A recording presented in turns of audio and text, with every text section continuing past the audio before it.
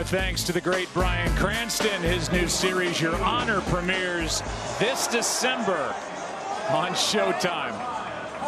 There's a good bet if Bryan Cranston is in it. I'll be watching it.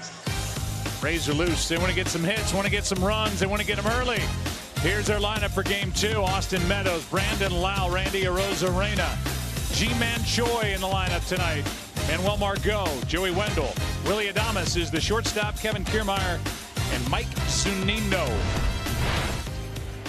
And that group will face the right-hander, 26-year-old Tony Gonsolin, who is from California.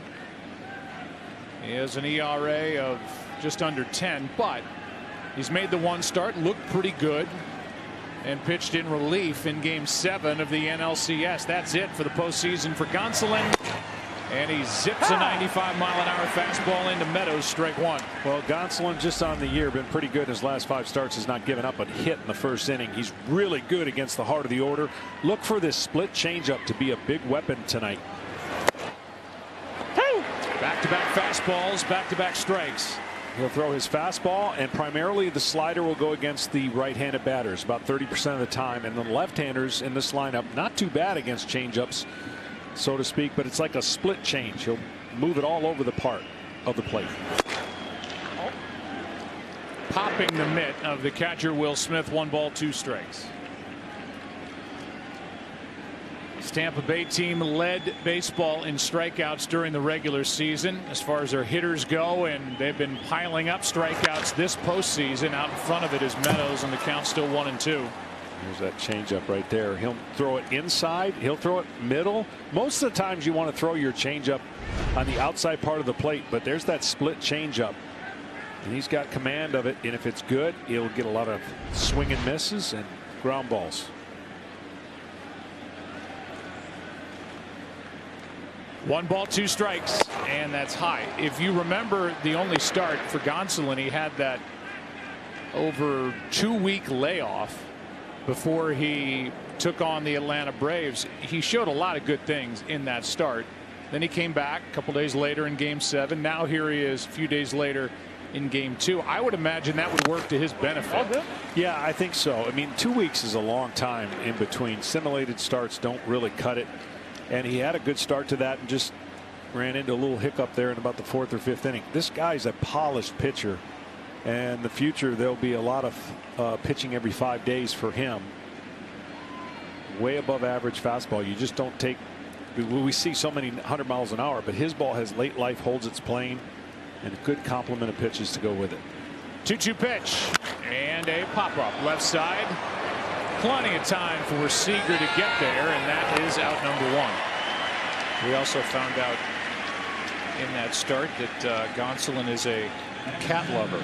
No, not just a cat lover. I mean, like beyond what you could love cats. Like a cat freak. In the outfield, it's Taylor in left, Bellinger in center, and Betts in right. Around the infield, Turner, Seager, Hernandez, Muncy. The catcher is Will Smith. You know about Gonsolin, who takes on Brandon Lau. You feel like something's got to change with Brandon Lau.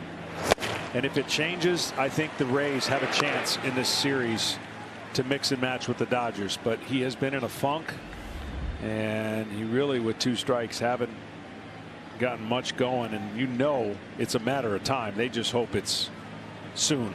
Yeah, like now. Here's the 0-1. That is down. I mean, regular season, he led this club in hits with 52. Home runs with 14, RBIs with 37. The postseason, no bueno. 0 for 4 last night, 6 for 56. And that skips back to the screen. 2 balls to strike. And I've seen it many times. You just never know what it's going to take. It could actually literally be a good take that gets you a walk that you would have swung at. A little bleeder, a little infield hit. When you're going bad, you're chasing results more than you want to, and his manager believes in him because he has gotten this team to this point. 2-1 pitch here, and it's upstairs. 3-1. Just trying to get on any way he can. In front of Arozarena, who has provided a lot of early damage against opposing pitching this postseason. Here's a 3-1 and a shot into left center. Back at the wall. It is gone. Lau has put the Rays on top as he busts out with a first inning Game 2 home run. Well, right on cue. It reminds me of George Springer a couple years ago, struggling big time, got a homer and then ended up being the MVP of the series and never looked back. You just wonder what that hit and that sound and that click of the bat will do for him and the Rays. Boy, that has just got to be a relief for Brandon Lau.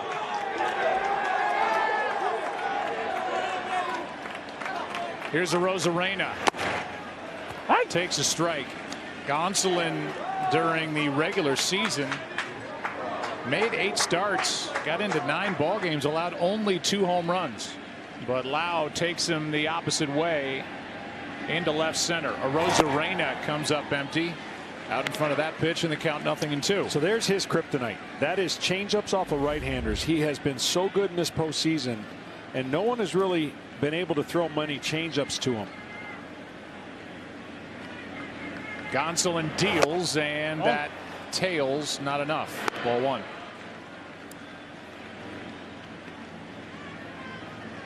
Ninth round pick out of St. Mary's College in California. Good hitter in college, as Tom Verducci talked about during the NLCS. That is off the end of the bat. Out goes Hernandez, and Kike has out number 2. Back to the home run we go. Well, this was a perfect opportunity. 3-1, sat all over fastball and let that power play to the left center ballpark. That is smoked. You know, we're here, Joe. We've been here so long, and so have the Dodgers. You have to remind yourself, the Rays have to win a game on the road, right? They got it's like they're going to stay here, but they are the road team. And the Dodgers have home field advantage, and literally you could say home field because they've been here 3 weeks. The Rays are getting used to this park. But I have to remind myself they need to win a game while they're the visitors to take advantage of the series. Ball. That's a ball to Ji-Man Choi, who is a real interesting story. He has bounced around. He has found a home with the Rays. He's a big guy, but he is very agile, moves around really well, has good feet, has some pop. Hitting .290 this postseason, takes a strike.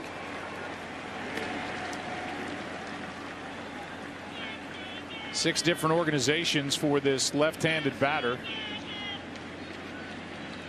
Designated for assignment, meaning cut loose 3 different times, and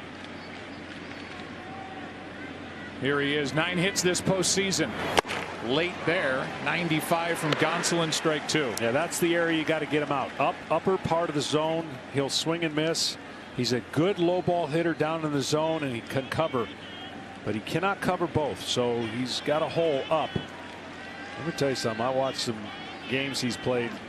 Defensively, he can pull off some gems no matter where he's playing. And he has really improved that part of his game. 1-2 pitch. A little bit tight. 29 years old, born in South Korea.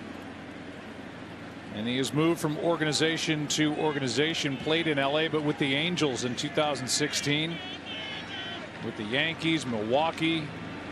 Here's a 2-2. Strikeout ends the inning. But Brandon Lau, struggling, frustrated, unloads to left center, and the Rays strike first in Game 2. A couple, hit a home run, you name it, he did it. He leads it off. Corey Seager bats second at short. Justin Turner hits third. Max Muncy, Will Smith, Cody Bellinger in the middle. A.J. Pollock back in the lineup. He's the DH. Kike Hernandez, good glove man, good power. Chris Taylor batting in the number 9 spot, playing left field against Blake Snell, 27-year-old left-hander from Seattle, year 2 of a 5-year deal. And he signed that deal coming off a Cy Young Award winning season. Well, he's nasty. He's got a fastball, slider, curveball, and changeup. Look for his slider to be a big weapon if he's on with that pitch. It disappears. 96. Great action, and strike one on Betts.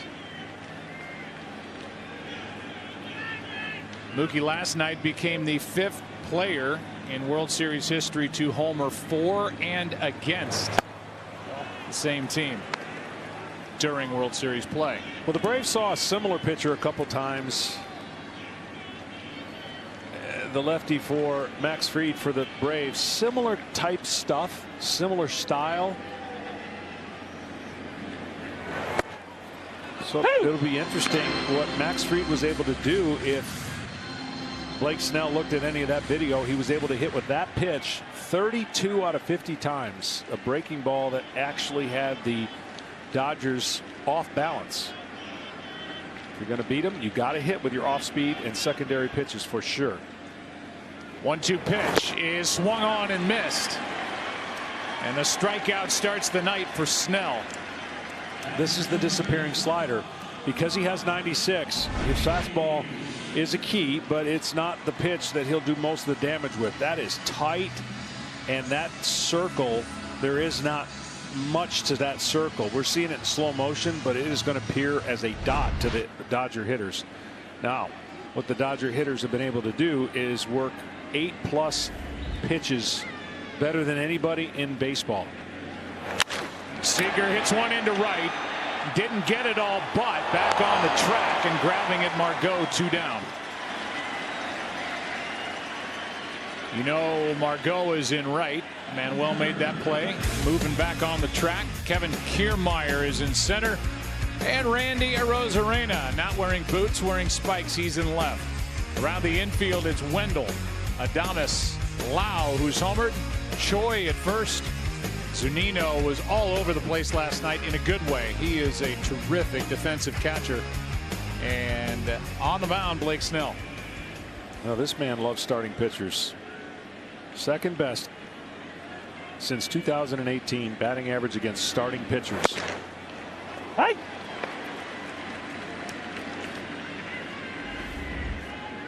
1 for 4 last night.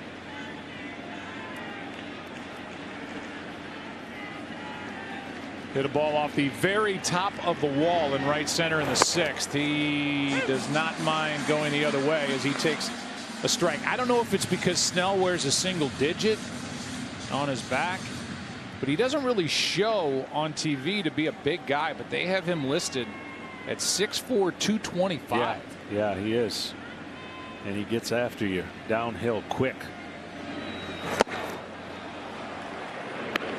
I mean, the year he won the Cy Young, besides being super healthy, it was a show of here's my fastball, and if you don't hit it, good luck, because you got no chance against my slider. And every once in a while he'd throw that changeup just to get you off the fastball. But in the wins that he had this year, the key was they didn't hit his fastball under 270. And in the losses, they took advantage of his fastball. 500. That Cy Young year, Snell went 21-5 with an ERA of 1.89. 31 starts and struck out 221 batters in 129 and a third innings. That's the amazing part, right? The fact that the limited innings, but he got it done because their bullpen was so good and they didn't abuse him when the game called for it. There's strike 3. Turner didn't agree, and a good start for the Rays and Snell. Lau a homer. Snell a perfect first. 1-0 Tampa Bay after 1.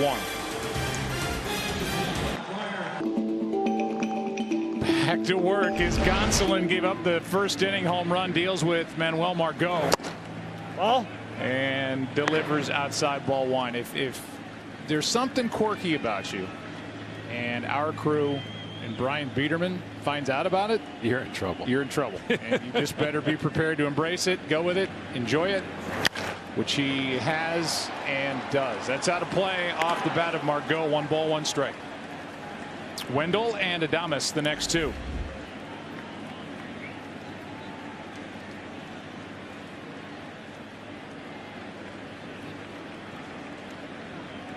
Here is a 1-1 from Gonsolin. And that let up missed high, 2-1. Yeah, he's getting just a little bit underneath that pitch. When you get underneath the kind of split change, it will float instead of have that downward action. And you don't want it floating over the zone, that's for sure. 2-1 pitch is down. Interestingly, Dylan Floro has been getting loose for the Dodgers in their bullpen. Yeah, this is going to be in an ideal situation for Dave Roberts based on the score. He'll go to 6 pitchers for today's game and utilize every matchup he wants. Ball 4. That misses, so a leadoff walk, and now the question becomes, how long is the leash for the cat lover? Tonight's telecast is sponsored by Ford. Built Ford proud. By Steal a Base, Steal a Taco only at Taco Bell. And by Indeed, upload your resume today.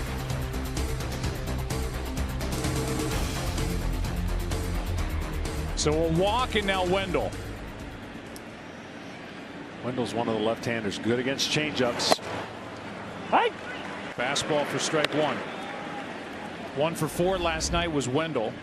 Had a double in that 2-run uprising against the bullpen for the Dodgers in the 7th. Good glove man and trying to turn that leadoff walk into something for Tampa Bay, up by 1. Gonsolin, to get him out with his fastballs, has to be up and inside. This guy and his career really does love the strike zone. So there's 9 boxes in the strike zone. Everyone but number 3. So number 3 is going to be up and away in that top right corner of that box you're seeing is his weak spot. There goes the runner. Pitch is down and a stolen base as it gets away from Will Smith. Is that a taco? No. Not today, only yesterday? Yeah, that's already happened. Man, I got to start reading up on this. Yeah, it's right on the top of your pile of things to read before every game. So a stolen base puts a runner at second and the count 1-1. So obviously, John, they're going to piece together this second. At some point, Julio Urias is likely going to be in the ball game, the shutdown left-hander, and then they're looking after an off day at their #1 starter Walker Buehler being ready for game 3. So they're going to unload the pen here tonight. Here is a shot into center. Back is Bellinger. Tagging is Margot. And the throw to third is good, but not in time. As Bellinger shows off his arm, but a runner at third, 1 out. Yeah, you're right about that formula. And just to kind of catch up on what yesterday was, as we look at this long fly ball and a good arm by Bellinger. Yesterday, those 112 pitches, people might go, well, how come their starter stayed in for 112? Well, that fully rested their leverage A relievers to get ready to pour into this game today. There you go. Roberts takes the ball right out of the dugout after that fly ball into center. And Willy Adames is coming up. Gonsolin out. Floro come to the park, and he's responsible for the runner on third. Infield weigh in with Willy Adames. Just 5 for 40 in the postseason, taking a strike from Dylan Floro. Yeah, interesting matchup here. Floro's going to have to throw him, well, cutters and changeups if he could, but sinker is a really good pitch for Adames, and sinker is the pitch that Floro throws the most. Ball. Fastball misses inside, a ball and a strike. Lefty Victor Gonzalez is getting loose. Lefty Kevin Kiermaier is on deck.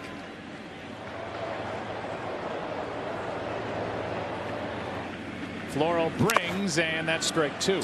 Well, if you think there's going to be a lot of pitching changes, and if your answer was the Rays have the most, you are wrong. It's the Dodgers so far this postseason who have made the most change and in less games. So the resources that Dave Roberts has and the resources Kevin Cash have.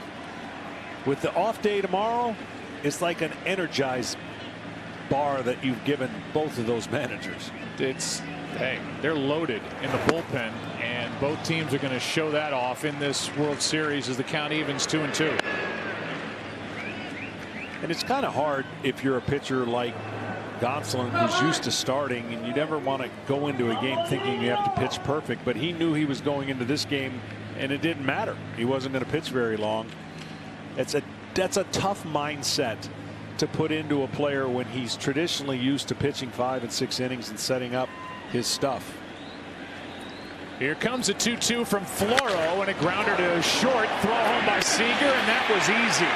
Force out or tag at the plate, as sliding up short of the plate was the runner Margot. And with the infield in, I mean, it just doesn't get any easier. It doesn't, and I just think this is a byproduct of the Rays struggling, right? Why would you go on that ball right there unless you're struggling offensively and don't know how many chances you're going to get? Because there would still be a runner at third with 2 outs. But the contact play obviously was on, and when the contact play's on, you got to go. There's no in between. And that was, as you mentioned, about as easy as it gets. The Rays only wished they could maybe make a bad throw in that situation. Fielder's choice 6-2 was how it scored. And now running at first is Adames with 2 out. No damage done at the moment, and with that, Floro stays in the ball game with the left-handed hitting Kiermaier at the plate, who homered and had an RBI single in the game last night. The RBI single, by the way, last night came against Victor Gonzalez, who is standing and waiting in the bullpen. With 2 down, here it is, and there is strike 1. Well, if there was an execution sheet that you could rate a team on, and I know we got analytic statistics that talk about that in a different way, the Dodgers are working at 100%. They've made all the plays they have to make. Infield in, they turned an incredible double play against the Braves. So far, they have executed defensively. That was interesting. Kiermaier showing bunt.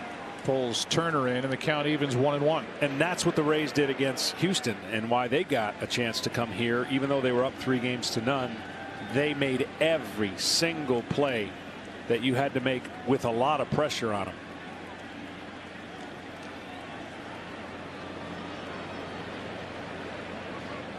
Runner at first with 2 out and a 1-1 count on Kiermaier. A check on the runner. Gonsolin tonight. The outing of an inning and a third, the shortest World Series start since Jake Peavy for San Francisco, an inning and a third in Game 6 of 2014 against Kansas City. But you go back to 2014, even that was a different era in this game.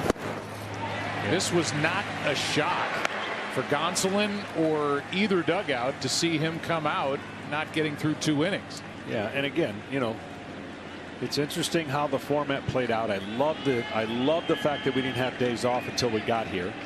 And you would think, and we've talked about how that gave an advantage to the Rays and the Dodgers, but still the Dodgers treated their 5 starters like it was 2.5.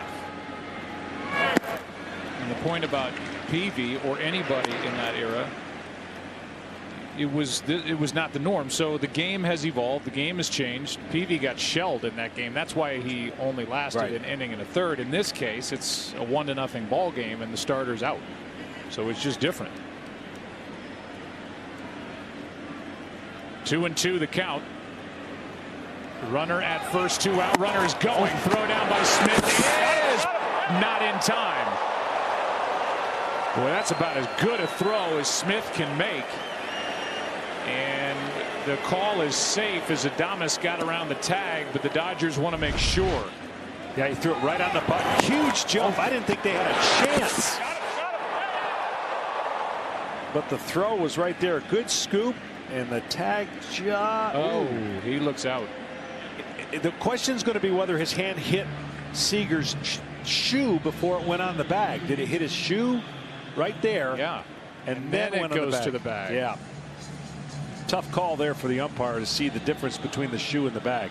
Gets the shoe first, and then the hand. It's close, but I think they're going to be able to overturn this. Well, the Dodgers and everybody in the park's looking up at the Dodgers are walking off the field, which I knew they were going to do. That's why I started in on that.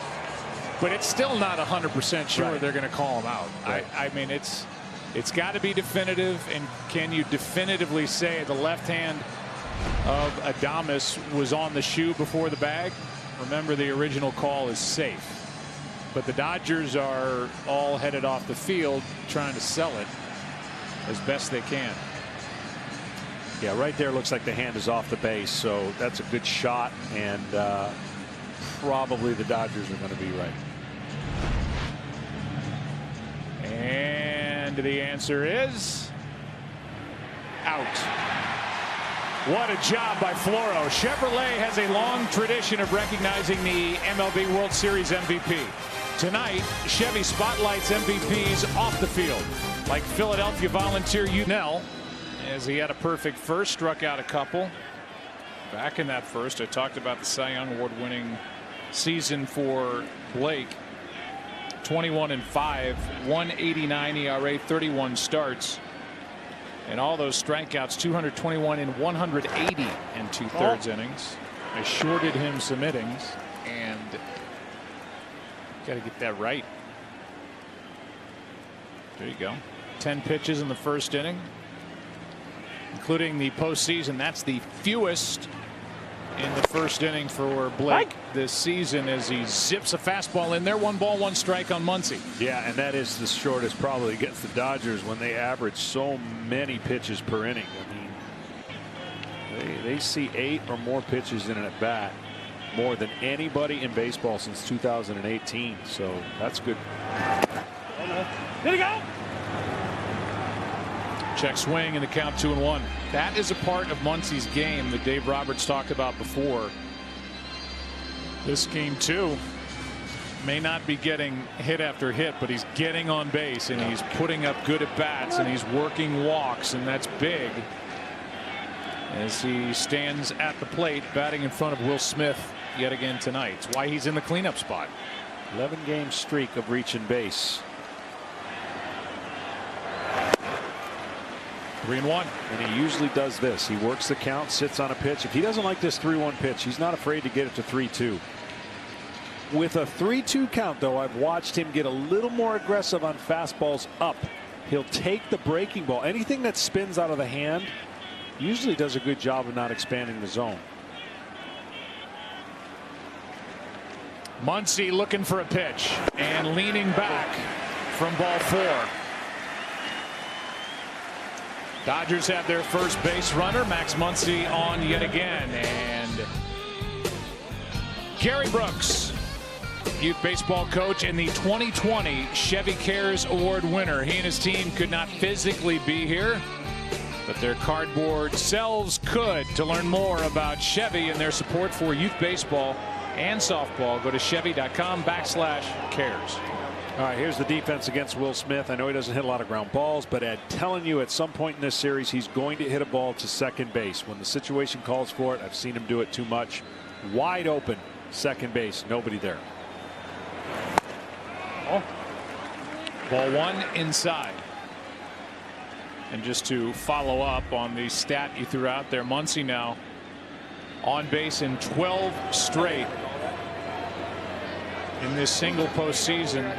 The record is held for the Dodgers by Chris Taylor in 2017. Muncy now ties Steve Sachs from 1988. A year that the current Dodgers are tired of hearing about, as that misses low. 2-0. Yeah, I'm sure they're looking to change that narrative one game at a time. Trying to win their first title since '88, 32 years ago. That was a world-class Hall of Fame bubble. 2-0 the count. Smith takes a strike.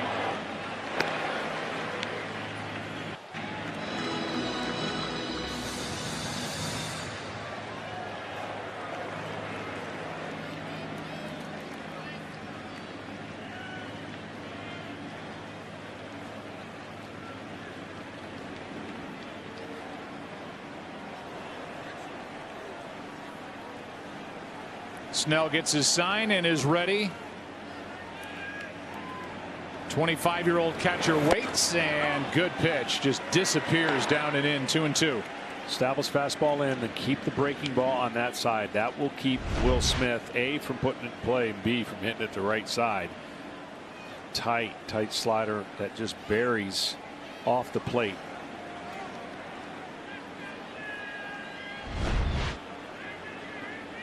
Not a ton of hits for Will Smith, but 12 RBIs. Waits for a 2-2 pitch now. And takes strike 3. Strikeout number 3 for Blake Snell. 1 on, 1 out. Cody Bellinger is coming up. Now this is the curveball. When you've shown the hard slider, you can get that freeze of a hitter when he sees the ball pop out of his hand like that. Ball until the last second. Catches the outside part of the plate, and Will Smith is caught looking. A great pitch. Now Cody Bellinger, who homered last night, joined a very exclusive club last night. Check on the runner. A 2-run home run off glass now in the 4th inning meant that Cody Bellinger joined just 5 other reigning MVP award winners to go deep in the first game of the World Series. It was a frustrating regular season at times, but he has hit 4 home runs this postseason, and they have all felt big. Somebody's got a bad scouting report there. Max Muncy doesn't run much. No, 1 time. But he's, appreciative of the love over there and the respect. Small lead, too.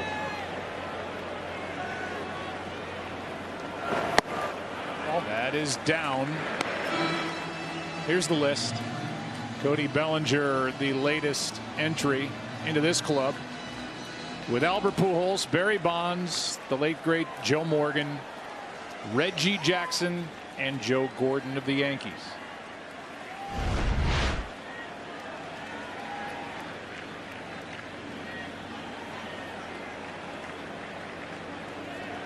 One-0 pitch. Ball.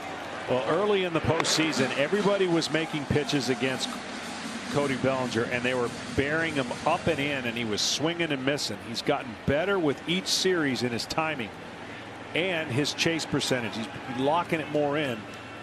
But the Braves at the end of that series couldn't get the ball in the place where he was a high swing and miss, and he started taking advantage, and the home runs started coming. That is outside. 3 balls, no strikes. Patient at bat by Bellinger.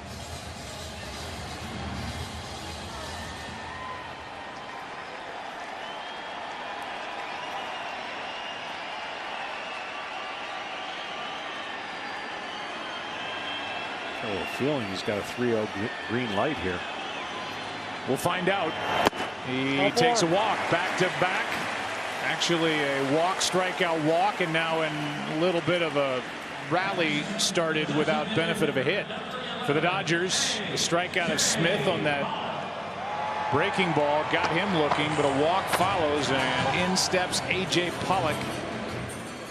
It was the DH. Pollock needs to get going a little bit for the Dodgers, and that's hard to get everybody going at the same time. But this is where Blake Snell does his best work. I mean, 143 batting average against with runners in scoring position. This is where he gets nasty, and it's a great battle against a club that was really good this postseason, the latter part of the postseason, with runners in scoring position.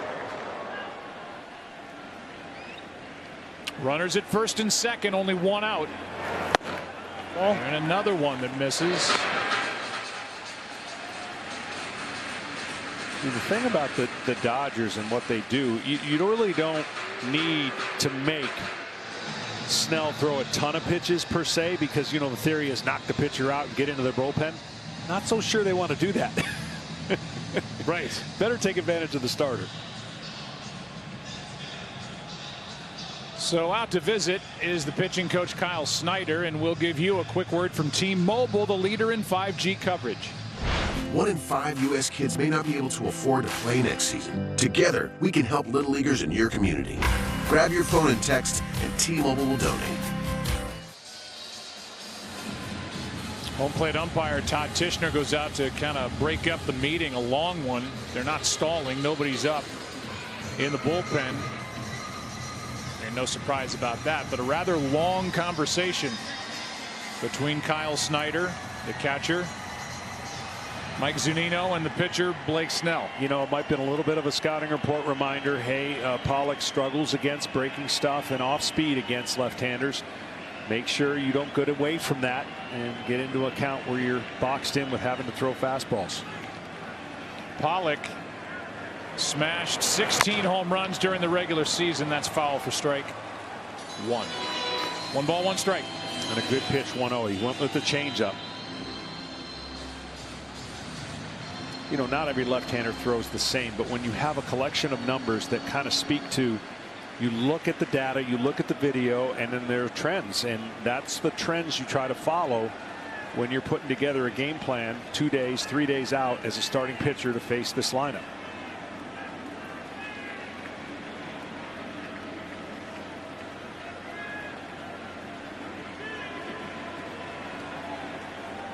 Snell brings it, and a pop-up out behind the bag at first.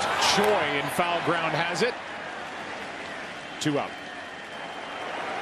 So whatever was said when they went out in the meeting, he executed a changeup and a breaking ball, and now 1 out away from getting out of a mini jam. Well, here's Hernandez. Kike getting the start against the left-hander. Really good glove man, and he shows some pop. He's got 8 postseason home runs, as he and the Dodgers have been on the October stage. 8 straight division titles in the World Series for the 3rd time over the last 4 years. And LA asked for a hit from Kike.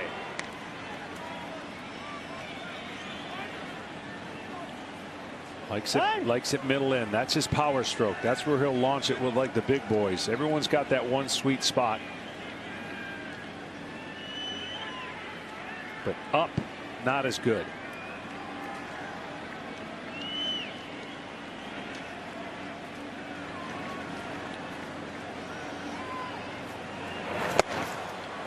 Good fastball at 95 for strike 1.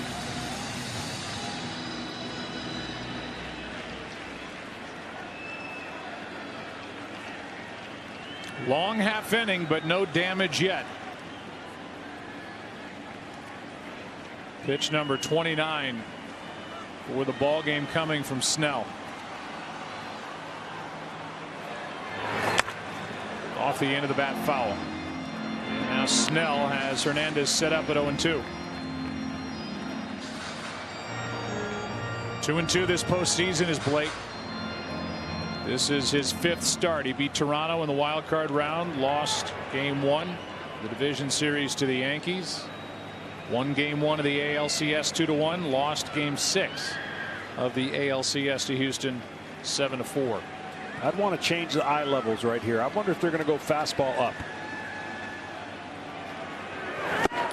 Strikeout ends the inning. 2 walks, 2 strikeouts, a foul out mixed in as well. 1-0. Tampa Bay on top. Down in the World Series 1-0. We're through 2. The network more people rely on gives you more. All right, 1-0. Rays on top. 8, 9, and 1 hitters for Tampa Bay. First up is Kiermaier. He was at the plate when Adames was caught stealing by Will Smith on the good tag by Seager out at second base, and so here we are in the 3rd. Bottom part of the strike zone from Floro. Only run belongs to Brandon Lau, who went deep the opposite way in the 1st inning. 1-1 pitch is hit right into the shift. That would put a smile on the face of Clayton Kershaw if he was on the mound. He was on there last night. Clayton joins us from down in the dugout, where are you right now? Yes, down in the dugout. What's up, guys? Hey, you got to feel good about how last night went. John called it. He said if you got out of that first inning after the hit and the walk, you were going to cruise, and well, you cruised last night. Thank you. No, it was great. You're right. You know, the first inning sometimes is just trying to feel everything out, and I think I threw like my slider 48 feet like 5 times in a row. I don't know if I've ever done that before, but kind of made a little bit of adjustment on it those next innings, and yeah, I was able to get through 6, and it was a great win. You know, guys really grinded out glass now, and got a win out of it, so it's huge. Batter is Zunino, the catcher. He was 0 for 3 last night. Took a ball down from Floro, who did great work to get out of the second. That's inside.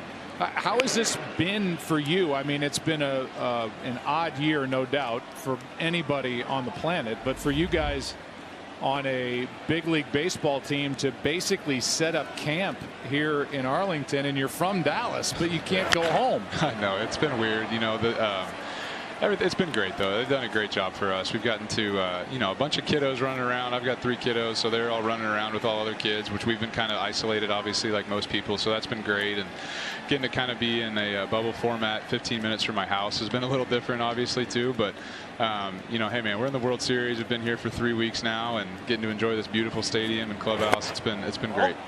Clayton, I thought one of the hardest innings for a pitcher is when they have the good news, bad news. 33 minutes in between pitches, but your team responds and gets you 4 runs. What were you able to do in between there and in that first batter, and you cruised in that inning? What adjustments did you make while you were waiting? Yeah, definitely can't just sit there anymore. You know, I got to start moving around pretty quick, and usually when I get 1 out in any inning is kind of when I start standing up, moving around, going the tunnel, and quick innings, obviously no problem, but I started throwing some balls against the wall, started, just doing some stretching and stuff just to make sure that I was ready to go. 3 balls, 2 strikes with 1 out. Zunino jammed in a pop-up behind shortstop for Seager.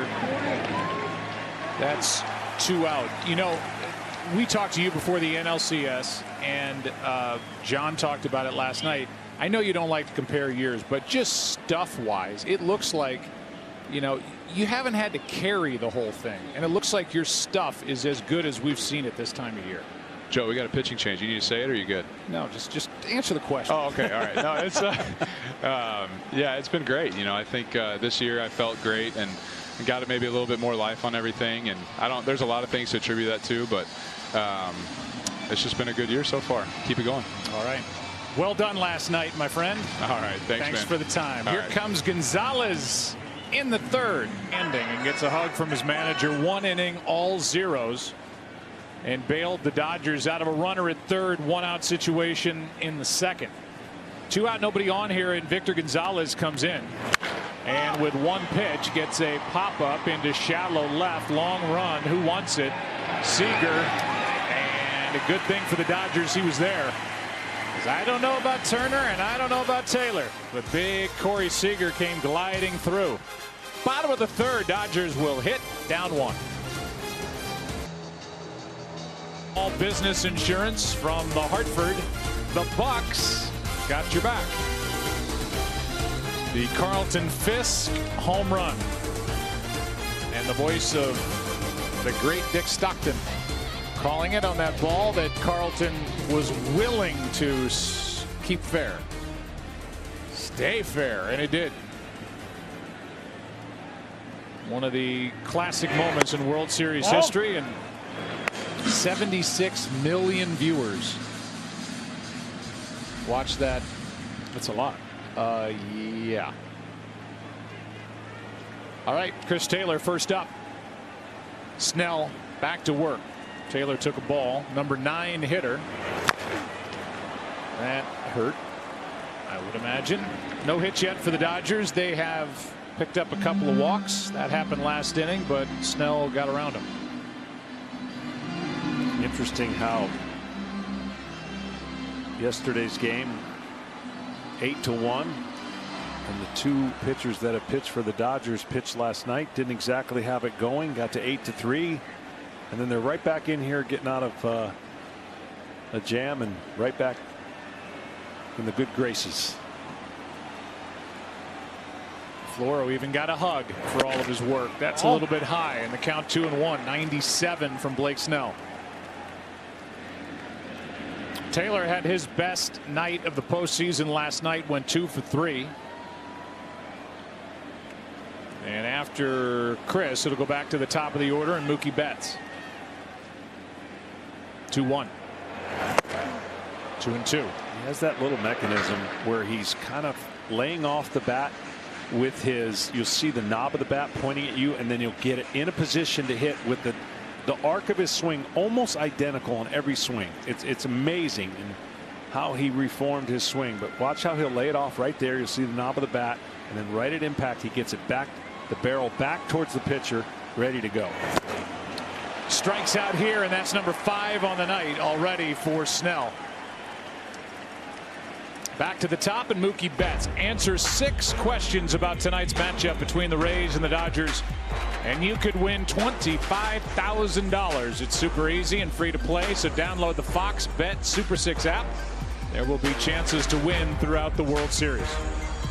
Mookie Betts on this year, as good as this year has been, it's an uncharacteristic, about almost 100 points less hitting off of left-handers than he did off of right-handers, and 0 home runs.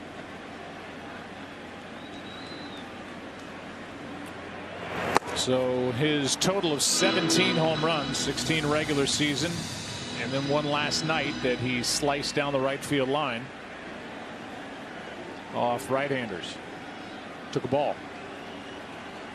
Dodgers have hit 20 postseason home runs. The Rays have now hit 27. Here's one left side. Charging it is a third baseman, Wendell. Throws a strike, and Blake Snell is cruising.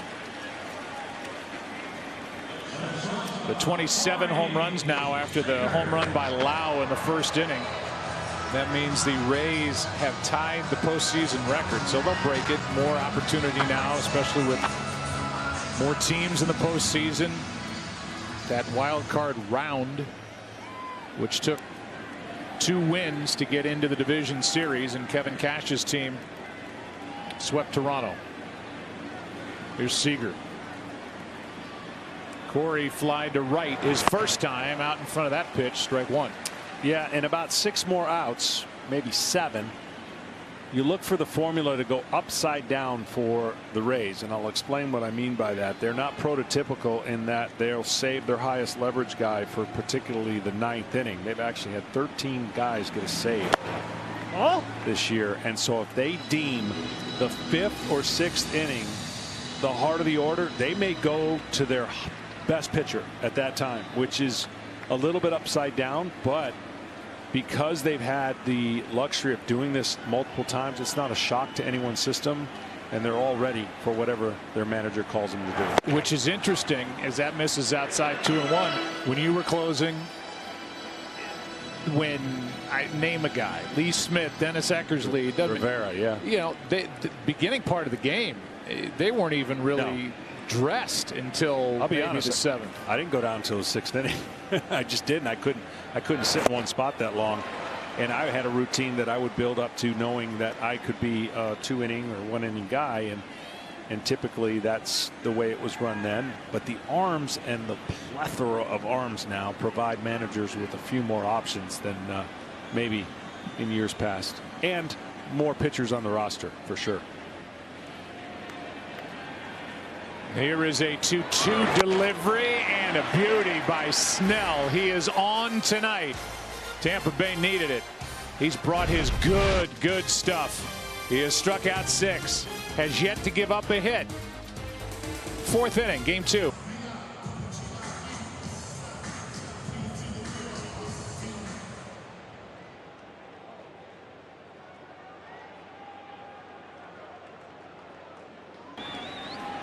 Brandon Lau has provided the only run of the night with a home run into left center field back in the first inning off the starter Gonsolin.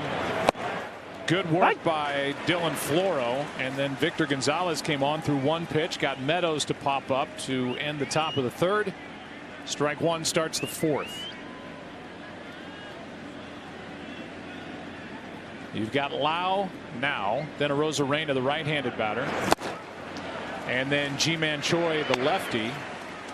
And by starting Gonsolin, Tampa Bay and Kevin Cash, and this is no shock to the Rays and Kevin Cash, are set up with these left-handed batters against the starter who's long gone, and now you've got 3 out of 4 batters lefties, and that's why Gonzalez came in the ball game when he did. Check swing ground ball, and that's out number 1 as Lau grounds to the second baseman, Kike Hernandez. Well, here comes Randy Arozarena, our StatCast powered by Google Cloud, and it really doesn't matter where you pitch him. He'll hit it out of any part of the park. He did a great job not missing his pitch, and watching him take BP. He's got electric bat speed for a little guy. I think a combination of Andrew McCutchen. He's got a little remind me of Andrew McCutchen in the way that he was when he broke in, so electric quick with his hands. Shows bunt with Turner way deep at third. Strike 1. You see that postseason average. He's basically been a one-man wrecking crew for the Rays, and they needed it to get to this point. Now they're going to need a better collective effort if they're going to get by the Dodgers. I don't care what sport it is. If you have great hands, I mean, think about it. Hockey, who had better hands than Gretzky?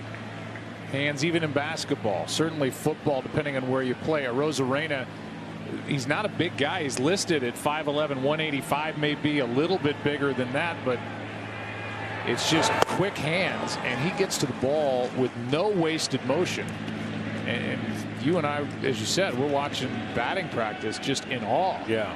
And one thing he definitely does is not come off the fastball, and that's a good thing if the other pitcher can't make those. You know, I mentioned the changeup. He really struggles against the changeup, but he's controlled the zone so far in the postseason, and he's made the pitcher kind of fear the fact that he's hit all these home runs out of nowhere. You treat him differently. Oh, pretty good pitch that Gonzalez doesn't get, and the count goes to 3-1. There he tried to hit with the changeup, and it looked like he did. Looked like the strike in the box, but. Hey, with so few fans in the ballpark, you hear really everything that's being shouted, and Todd Tishner's hearing it from the Dodgers dugout for calling that ball 3 instead of strike 2. So now the count 3-1, and that is down a 1-out walk.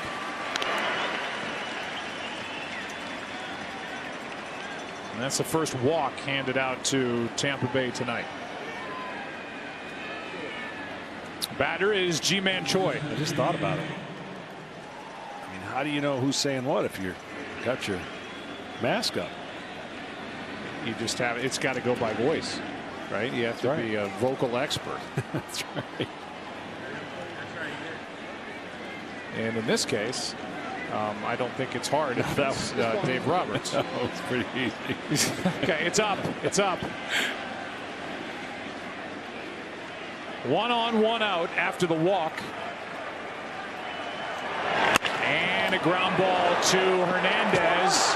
Out at second, and with that little boot and a re-grab, no chance to turn 2. Force out, 4-6. It's always difficult in the defense they were playing because Seager had to come from a total different position to turn this. Watch. He doesn't know for sure, gets the angle. Of course, the ball wasn't delivered to him in time, but a total different view of turning a double play because of that shift.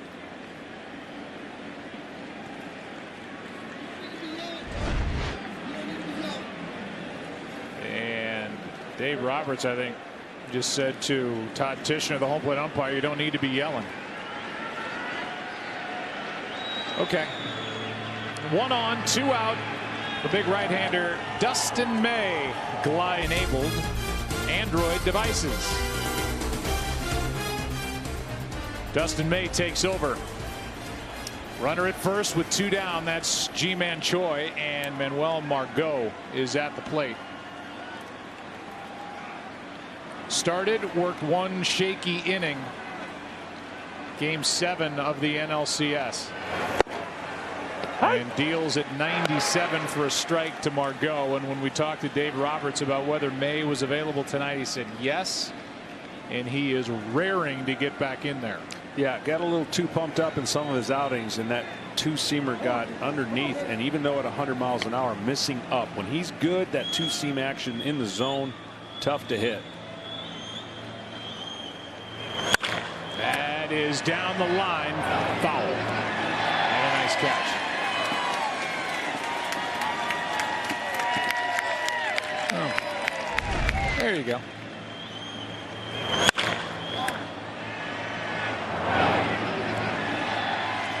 That's how you do it. Great catch, and they had him played perfectly in the shift, and he liked the swing. One on, two down, and a pitch that just missed high. Fun fact for you, Dave Roberts said with the hair with Dustin May, with all the hair product that he has going on in there, Dustin May smells amazing. Can't go anywhere. I just can't. Thanks for nodding your head at me. 1 ball, 2 strikes. May with Choi at first. That is foul as Margot got out in front of it just a bit.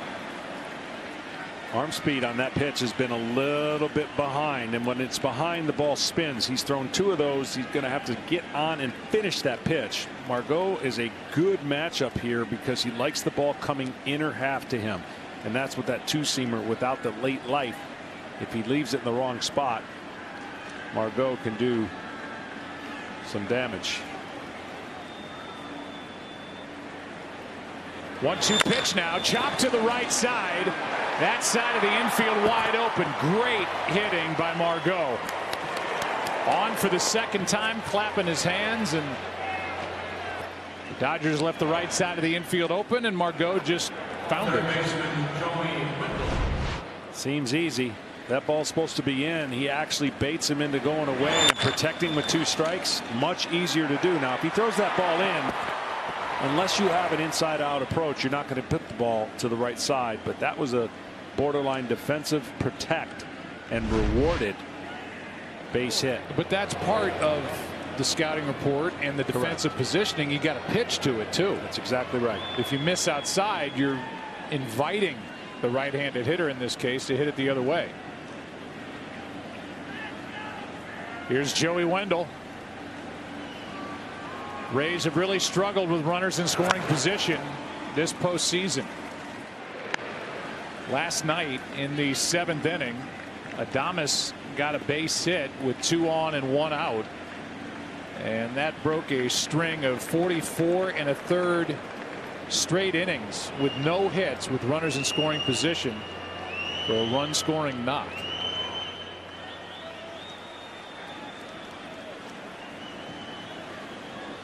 Runners at first and second, opportunity to add to the lead for Blake Snell. 0-1. That's into right center and to the wall. 1 run scores. That's Choi. Margot all the way around, and Wendell has delivered. It's 3-0 Tampa Bay here in the 4th.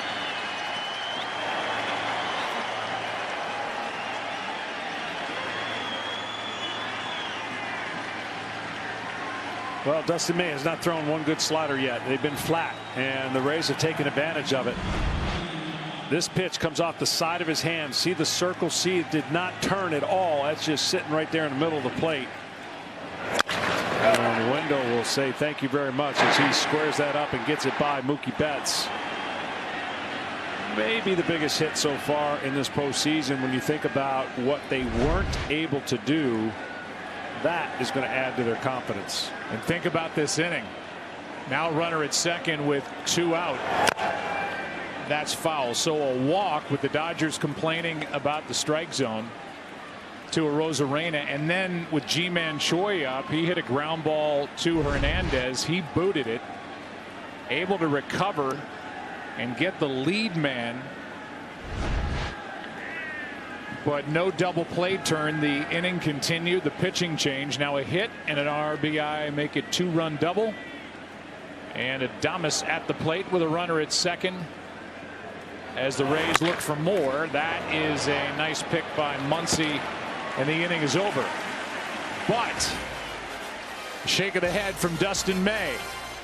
2 runs on the board for Tampa Bay in the 4th inning for Blake Snell as they lead 3-0. Aerial coverage is brought to you by Camping World, making RVing fun and easy since 1966. Bottom of the 4th inning. Biggest swing of the bat tonight now belongs to Joey Wendell. 2-out, 2-run double in the top of the inning that took it from 1-0 to 3-0. And Blake Snell back to work. This has been the problem area for Snell. Regular and postseason, his ERA this year, innings 1 through 3, 1.02. Innings 4 and later, 7. And that's a part of a little bit of process and also a little bit of not getting an opportunity to know the difference between how you get through it. If you're leaving all your A stuff in the first 3 innings, then of course that might contribute to some of the lack of success later. They're not worried about that right now at this time. They got plenty of ammunition in the bullpen. Oh, it's out. But you know, the difference is simply like this. Look, I mean, you pace yourself normally to get through 7, 8, 9. Well, that's not the case. They don't want anybody pacing themselves. They want the best stuff right from the get-go, because you might lose the game in the first inning with the style of hitting that exists today. So I understand that. I do. Here's a 2-1. That's low. But you're showing the hitter everything you've got early. So if you show the hitter everything you've got early, the 3rd time around, there's no surprises. That's why the OPS or the average or whatever stat you want to use is going up, because you've showed them everything in the first 2 at bats. Nothing else to show them. Snell steps off. Turner struck out his first time, 1 for 5 in this World Series, 10 for 48 this postseason. Full count. When we talked to Blake about it, I said, you know, do you just try to go what you just said with everything you got early? He said, well, that's great unless you do pitch deeper into the game, then you got nothing left when you get there. So there's a balance you have to find, and it is unlikely he pitches past 6 innings, and that might be the outer stretch and limit for his night anyway. That's backing out of play as Turner went after a pitch that was up. And see, will be hard for people to kind of the concept. Charlie Morton got taken out in Game 7 about 60 or 65 pitches. Last night Tyler Glasnow threw a career high 112. That was for a different purpose, and I think for a different reason, to give those extra guys some rest in the pen. And tonight you mentioned, you know, there's a bunch of zeros sitting up there for what Snell has put up against the Dodgers. You would never think twice about taking him out normally. 3-2 pitch is hit in the air to center. Back a few is Kiermaier. That is out number 1. 6 strikeouts tonight already for Blake Snell. Yeah, he's done a good job mixing it up. We talked about it in the beginning. If he can get that pitch over, the Dodgers are going to have some trouble. The Dodgers a good fastball hitting team. He's struck out pretty much everybody on off-speed pitch with the exception of 1 fastball. And he's mixed in his changeup now and got that out right there. So I think for Blake Snell, the 3 runs feels good, but he's definitely commanding the ball where he wants to in the right area. And there's the sliders we talked about. 9 swings, 3 strikeouts. Muncy drew a walk his first time up and now takes ball 1.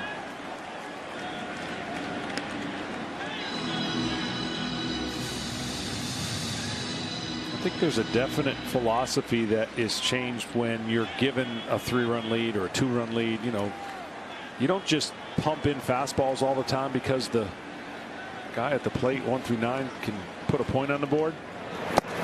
But there's a time and place to know when to be more aggressive and hold off on a couple pitches you want to make with runners in scoring position.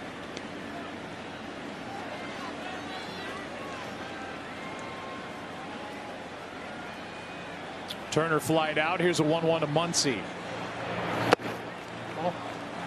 I mean, every time you look up, Max Muncy is ahead on the count. It's 2-1 here. He has drawn now 17 walks. It's incredible.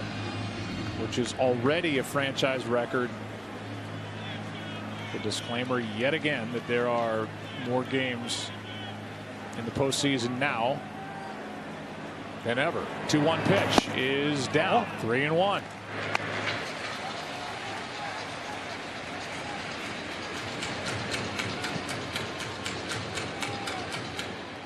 Typically in these situations in a close game, I would say a high percentage in the postseason you would go to a 3-1 slider before you'd go to a 3-1 fastball.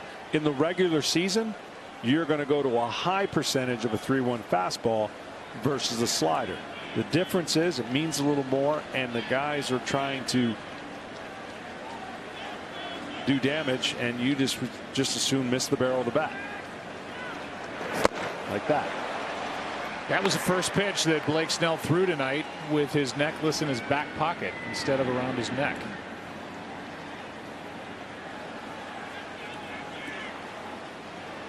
See, now he can pitch him backwards. He can go high fastball or heat him up after that slider thrown perfectly.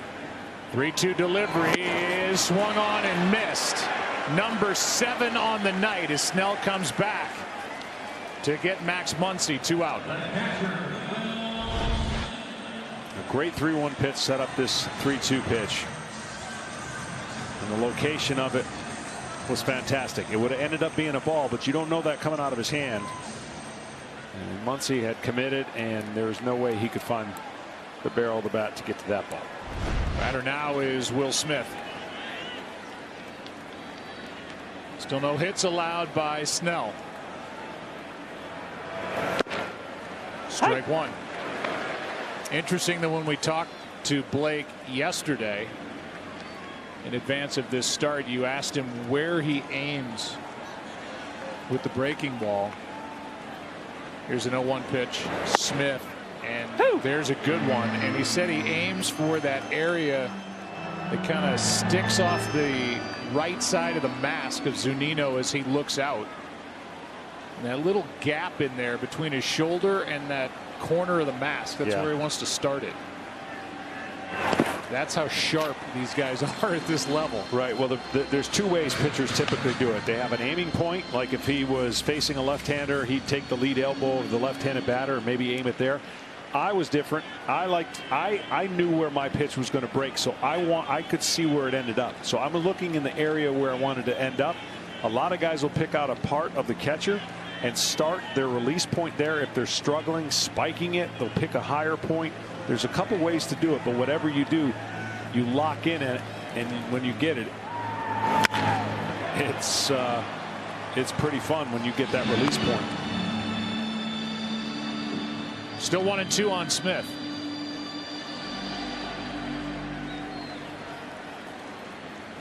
We haven't seen him throw once. He's got the kind of slider and curveball that doesn't back up.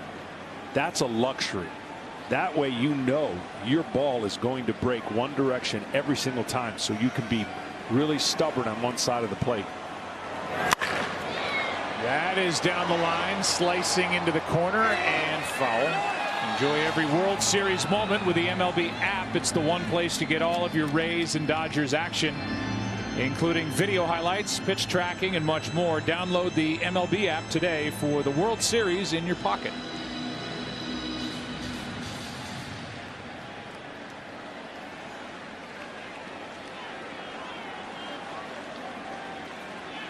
Just pitch number 61 on the night.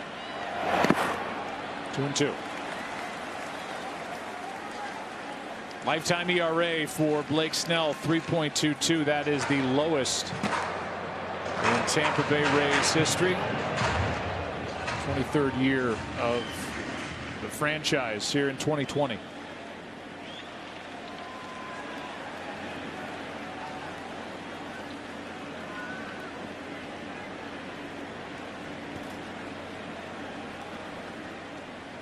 2-2 is down and in. Blake Snell, for all the success, 4-2 regular season, he's won 2 games this postseason, has not pitched 6 innings since July of 2019.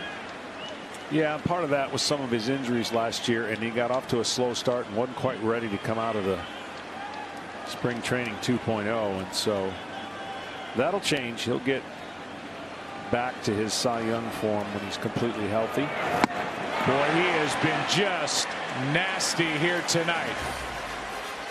Back-to-back strikeouts in the 4th, 8 in the ball game. Still no hits for the Dodgers. 3-0 Tampa Bay. Stay tuned for the 5th inning giveaway from T-Mobile, the leader in 5G coverage.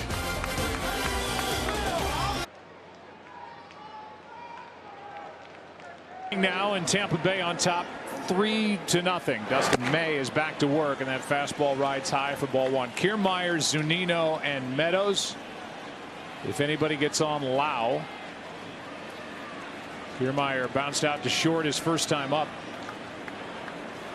And he gets this one off the end of the bat. Down the line, foul. Kevin Cash is in his 6th year as manager of the Tampa Bay Rays. Nice enough to join us. And boy, a lot of things happening the way you hoped they would. You got an early run. You got a couple of hits with guys in scoring position, and the headline is your pitcher. I mean, Blake Snell looks amazing. Yeah, he does look really good. He's got the slider going. He's got both of them going right now, but the slider's a big weapon for him against the righties and lefties. And it is nice to get an early run. That's what we've been missing in some of these tight ball games, giving our pitching a little breathing room. Yeah, and it's one thing to get the early run. It's another thing to get it from Brandon Lau. I know you've been dying to get him hot, and maybe that opposite field home run makes him, you know, get his stroke back. Yeah, if he wants to heat up, nobody's going to get in the way of it. And, he's worked really hard here the last couple days. You've seen him in batting practice going dead center and a lot of oppo gap stuff, and it's nice to see him get rewarded. He cares so much, and he's such a big part of our club.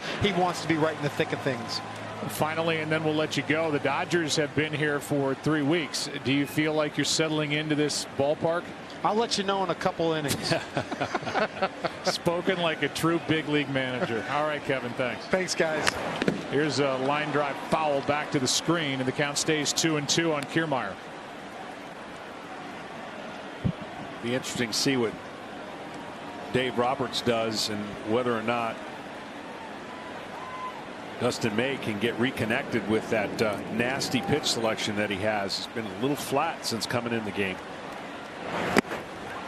Gets a strikeout here to start the 5th. That was the first one he finished. With his low 3/4 angle, you can still get really good break, but you got to stay on top and finish it out in front. This one he finished out in front. A much tighter break. And of course, the swing and miss will tell you all you need to know from the hitter's point of view. And let me just follow that up by saying, you know, for a young guy like Dustin May, as Zunino waits and takes down a guy who doesn't know what his role is. Yeah. And that's the deal. That's not a surprise. And that's the way the Dodgers are going with it. And May's just going to get better and better and better. But there really is no routine for this guy yet, because, you know, he didn't find out he was starting Game 7 until 1 o'clock on Sunday afternoon. 2 out. No, and not everybody can fall in that category where they survive with their identity, meaning they go into another offseason and they're trying to figure out, what am I supposed to do, how do I train? Well, the Dodgers have great arms, and I would bet you next year they're going to have a 5-man rotation that'll be the best in the National League potentially. So it is what it is at this point. He's handled it, at least from the questions and answers, fantastic. But you know, deep down, he would love to be able to do one thing. That is down at 99. The stuff is electric. The batter is Austin Meadows, the DH. And for May during the regular season, 12 games, 10 starts, a 3-1 record with an ERA of 2.5. 1-0 pitch. See, and that's just being more connected to your rhythm and your mechanics. See, this guy, you just can't teach this arm. I think he's going to learn how to match his 2-seam fastball with a 4-seam fastball and be able to continuously have the break on his breaking ball. Oh no. Did he go? And you can just see now he's more connected to his rhythm. He came in, he didn't throw one of those pitches. And that's where you're talking about how it can get in between. You don't know if you come out just blazing. You don't know if your mechanics are being connected because you've got a different role and you've been used, 4 times in 6 or 7 days. Hard hit base hit into right center field. Cody Bellinger over to cut it off. Meadows is on with his first World Series hit. And the inning will continue for Lau. The guy we were just speaking with Kevin Cash about is homered, grounded out. And now deals for the first time tonight with Dustin May. Off day tomorrow in this World Series, and then back at it on Friday in a great matchup of Walker Buehler for the Dodgers, their #1 starter and kind of the big game hunter on the mound for Tampa Bay, Charlie Morton.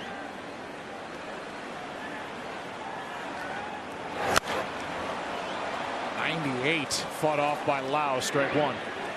This is a matchup where Lau on this year, the only pitch he's having success other than a cutter has been a 2-seam fastball, so that's sinker. Everything else he has really struggled when you talk about the slider and the changeup and even the 4-seam fastball. So it might be an interesting battle here with May and his 2-seamer and Lau and his approach. Yes. He went around. That's strike 2.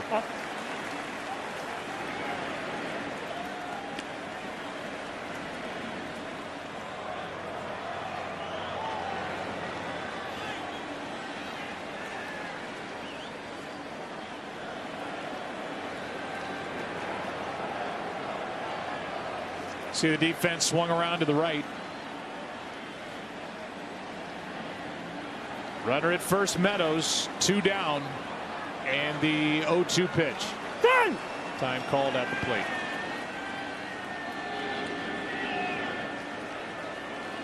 See if the Rays get aggressive here with 2 strikes and put Meadows in motion. Joe Kelly getting loose.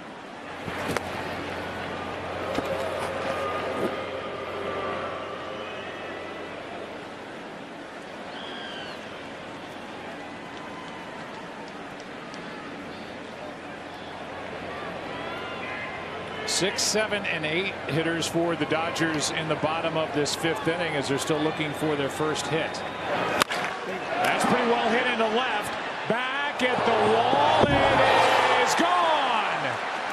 Second of the night for Brandon Lau. And this is a 5-0 game here in game 2.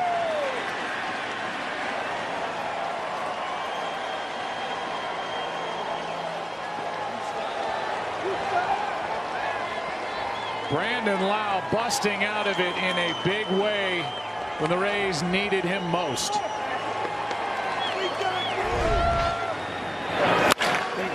Well, there's a backdoor slider that just did not have any tilt to it, and Dustin May knew it immediately when he let go of the ball. And that is a man whose first at-bat of the game did something for him. Be careful with those. You saw those. Here is a smash to second off the bat of Arozarena. And the inning is over, but a 2-out hit by Meadows, followed by a 2-run shot by Lau. His second of the night. This one hit the very top of the fence in left. And the Rays and Willy Adames, they know how to celebrate. A 5-0 halfway through game 2. Home with the official source, MLBshop.com. More frustration for Dustin May. 2-out rally. May relieved last inning, allowed a 2-out 2-run double to Joey Wendell. And then the 2-run shot by Brandon Lau in the top of this inning, and it's 5-0. Hi. Batter is Cody Bellinger, takes a strike from Blake Snell.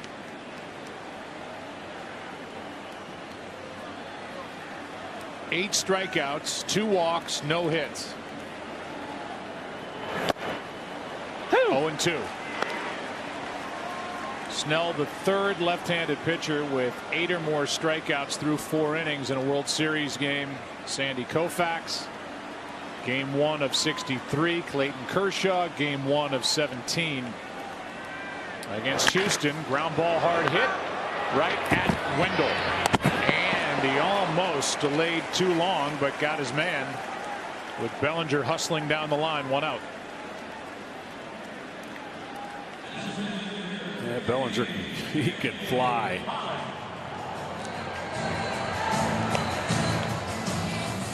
That was a routine ground ball, and I think Wendell looked up and was shocked how far down the line Bellinger was. I wonder if the infielders today wear Fitbits, because they're getting a lot of steps in between the shifts. You know, does that work? Yes. Would it count? Yeah. Wendell's got company now over on the left side of the diamond. Damas is just to his left, and wow, the hitting hero is on the left side of the bag. Strike is into A.J. Pollock. Talked about the slider, John, coming into tonight. Through 4 innings for Snell. He's thrown 20 sliders, 11 swings, 8 swings and misses, 4 strikeouts with that pitch. Yeah, he's got great break on. He's spiked a few, but right now you can sense he's getting the feel for all his pitches. He's starting to throw a couple changeups here and there, spin a breaking ball, and he's in total command of what he's doing. Even though he's facing a great lineup, it to him feels like they're not going to hit him. Ball. 2-1 on Pollock. Fouled out his first time. Kike Hernandez on deck. Snell reminds me of my former teammate Steve Avery. They have similar arm action and similar deliveries and similar stuff. And gosh, Steve pitched 2 of the greatest games in postseason history against the Pittsburgh Pirates. 2 1-0 victories, and they kind of their hand comes out of their glove in a similar way, and just hard to pick up. Boy, that's a great comparison. Who's funny? Probably Avery. I don't know that too many people are. Here's a 2-1 breaking ball, grounded foul. And that's no slight on Snell. It's just that Avery told me was and is a funny man. Yeah. Him and Kent Merker together. Don't. You change your underwear. Mark's watching tonight. He'll like that. There's the game summary. Lau with the bat, Snell with the left arm, Wendell with a 2-out 2-run double, and no hits for LA. Pollock 2-2 and another strikeout. Number 9 through 4 2/3. Well, here's how he's been doing it. He's going to come over the top. He hides it in the back, but then he delivers that fastball with late life. Comes right back at it with that slider, tight spin. Such a great pitch, and then he'll flip that curveball in. An occasional changeup, which he's brought along, and then it's going to come out of the slot, and the ball's going to do different things and have different speeds to them. And I'm telling you, the beauty of baseball is when you can repeat your mechanics and throw out of the same spot and slot. The hitter really is at a limited, has limited chances for success. That's down and away, ball 1 to Kike Hernandez with the bases empty, 2 out.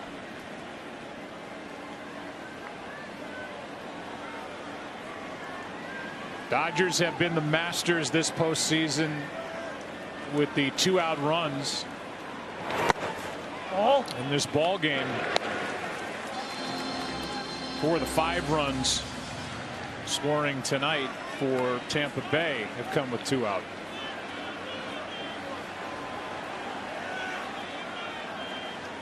Rays leading 5-0. 2-0 to Hernandez is on the outside corner. 2-1.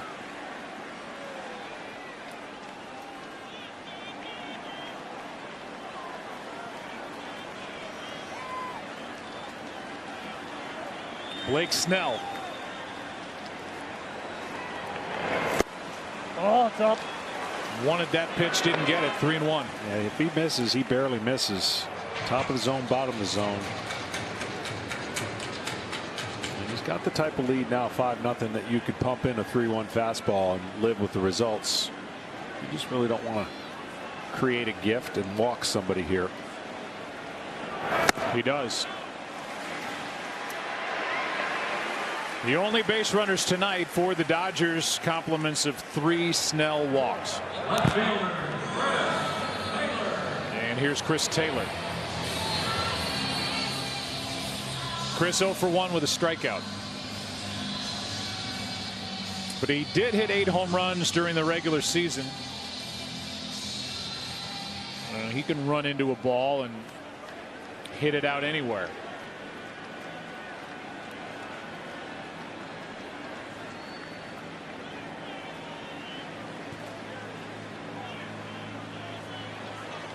Kelly is still up for the Dodgers. Nobody up for Tampa Bay. Good pitch at 95 for strike 1.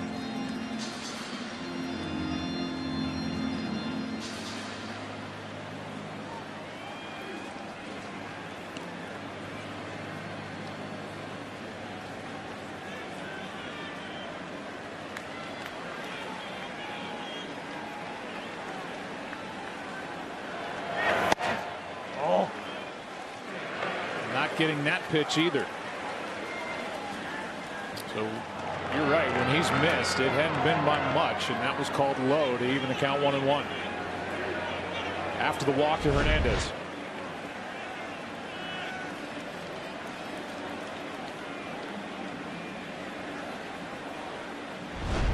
The 27-year-old wanted it and now brings it home.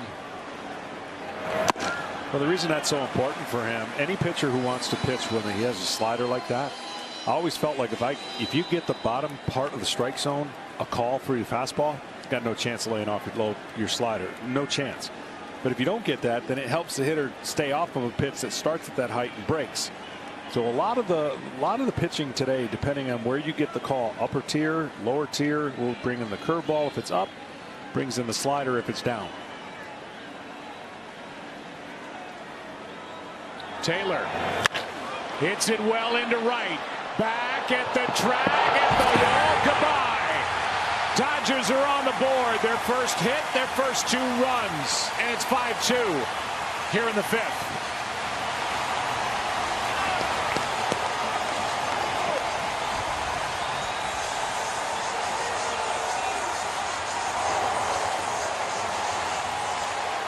That's what the Dodgers do. A little harmless walk. What's the big deal? 5-0. Get a 2-out walk. Get behind in the count, don't get a pitch, and the Dodgers take advantage of it. A walk and a shot to right. And more 2-out RBIs and runs. 45 2-out runs this postseason for the Dodgers. And they are climbing the list. The most all-time, the Red Sox back in 2004, which will put a smile on the face of our buddy Kevin Millar. 46 for the team that won the first World Series for the Red Sox in 86 years, and this ball was juiced out into right. Well, a good piece of hitting. If you try to pull that pitch, it's not necessarily going to get the same result. We went with the outside breaking ball that hung, and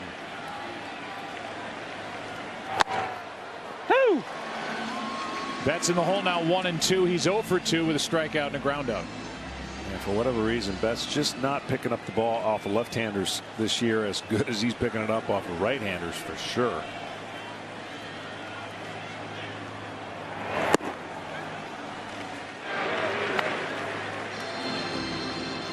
And I know it's crazy, but when I said, you never want to walk a guy with 2 outs, you don't mind giving up a hit. It's just something about a walk with 2 outs. Like, okay, you gave me a freebie. And the Dodgers, as you mentioned, do a great job with 2 outs. Now a 2-2 to Betts. There you go. Check to swing, full count.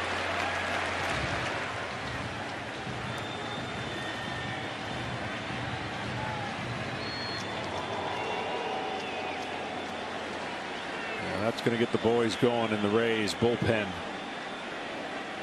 Couple 100-mile-an-hour guys getting ready.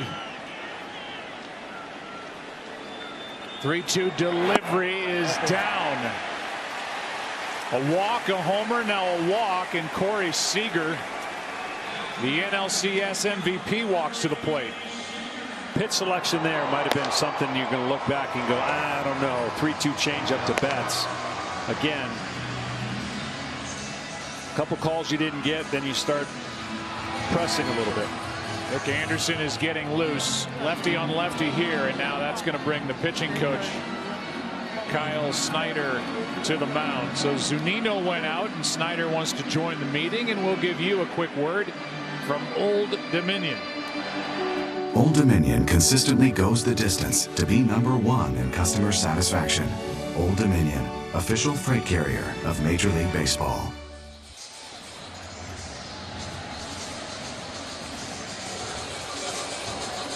So with the lefty coming up, the visit from Snyder, the pitching coach, and the right-hander Anderson getting loose with the right-handed hitting Turner on deck, Blake Snell may be getting perilously close to the end of his night. Yeah, a little reminder here again of the scouting report. Corey Seager loves the first pitch. Let's make the best slider you can make right here. Let's be on attack, because he's going to be on attack. No time to be timid here with 2 outs. So you aggressively pitch with your best secondary stuff, in my opinion, first pitch to a guy who's yet to check in for a hit, but coming off an MVP series against the Braves. And has had some good swings against Snell. Fly to the track and right his first time, struck out his next. So the Dodgers get their first hit and their first runs on the home run out of the #9 spot, occupied by Chris Taylor. The last World Series home run for the Dodgers from the #9 spot in the batting order came from Kirk Gibson. Pinch hitting, a walk-off game winner off Eckersley in 1988.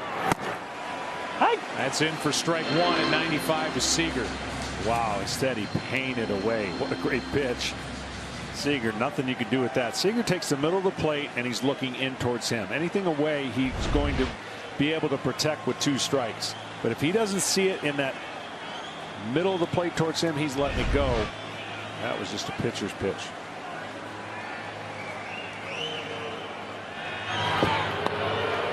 Easy read by Betts.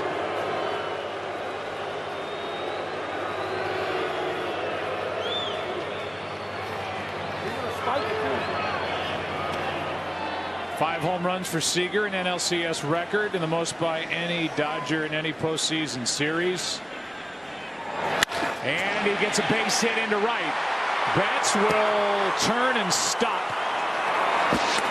And that ball ends up hitting Betts in the leg. He's like, what are you doing?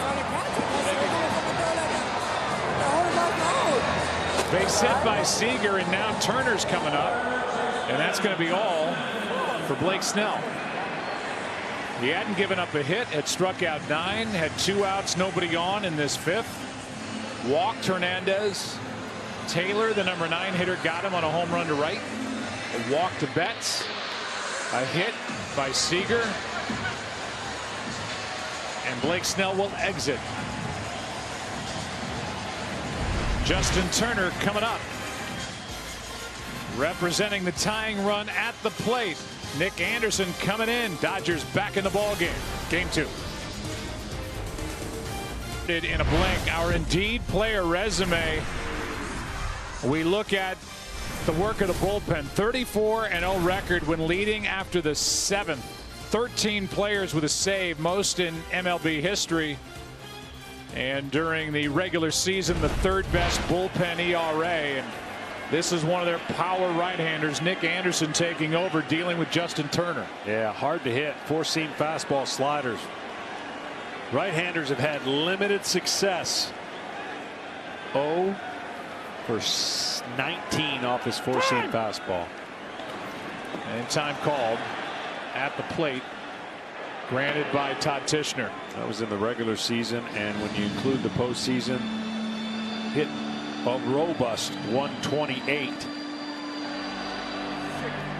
Back to that 4 outfield alignment for the Rays.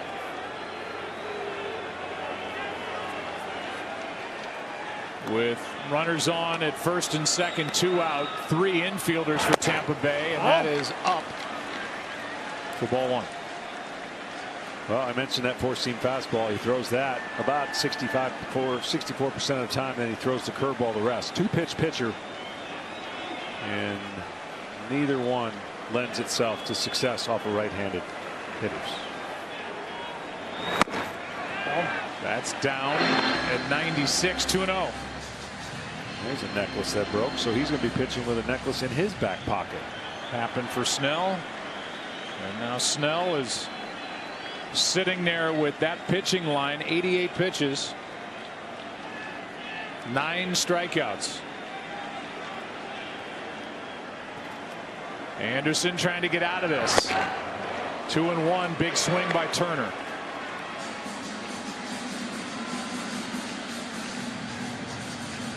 Nick traded from the Marlins organization. That deal at the deadline last year.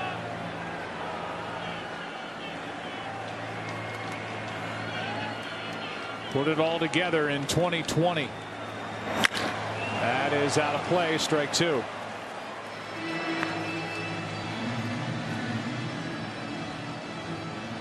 After getting to the Rays last year, went 3-0 out of the bullpen, an ERA of 2.11, and then you saw the numbers when he came in. 2-1, 0.55 ERA in 19 games.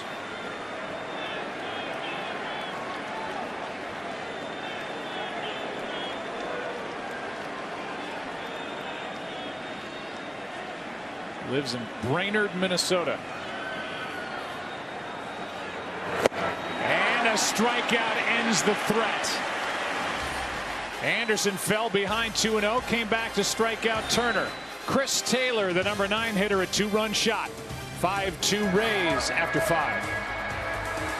Tomorrow, it's a classic NFC East rivalry that's been all Philly as of late. Daniel Jones and the Giants take on Carson Wentz and the Eagles. Tomorrow night, 7:30 Eastern on Fox NFL Network and streaming on Prime Video. I'll be there with Troy and Aaron and Christina and Richie and Rich and Rich. Our whole crew. I'll be watching. I know you will. 5 wins. Don't now. Wins the division. You think? Yeah. 5 wins. Wins the NFC East. Wow.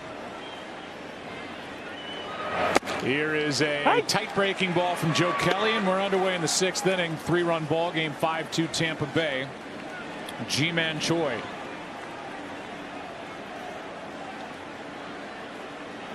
Oh for 2. Reached on a force out last time up, struck out his first time against Gonsolin. Breaking ball low, a ball and a strike. It is funny to think about the NFC East. Maybe funny is not the right word, but with the injuries here in Dallas, the way the defense is playing, they're in the top spot in the division. Philadelphia, they've played hard, and they've just gone through injury after injury. They're going to get a lot of those guys back. Giants coming off a win. Washington football team got a win early, and that's it. Strike 2 on Choi. So you know what these 2 franchises are trying to do? What's that? Someone's going to have 2 championships for their city with a chance, an outside chance of their football team getting a 3rd. That's true. Does LA have 2 chances because they have 2 teams?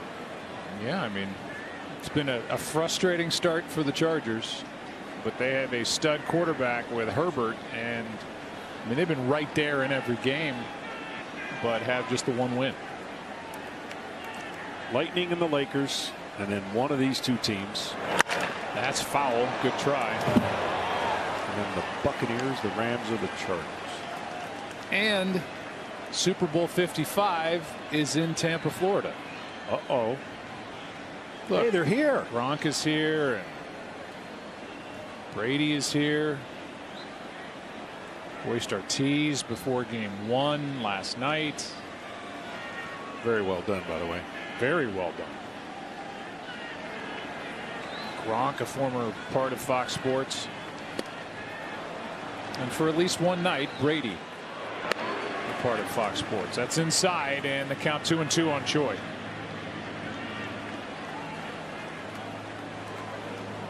Margot, a big part of that 2-run fourth. He's on deck.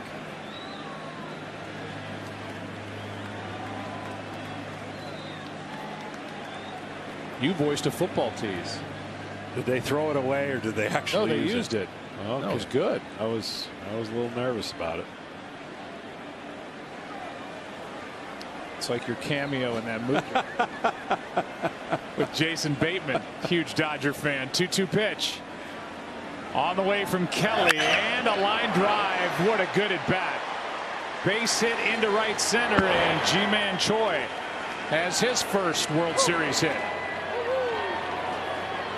On to start the 6th. Tonight's telecast sponsored by T-Mobile, your ticket to the game with America's largest 5G network.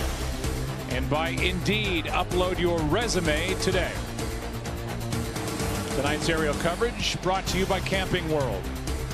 Encouraging sign if you're a Rays. There's a couple guys looking a lot better. Margot was struggling. He looked better tonight. Of course, we talked about Lau and what his season slump was coming into this, and he broke out of it. Couldn't be better timing if you're a Rays fan to see the offense do something. That's a much better swing.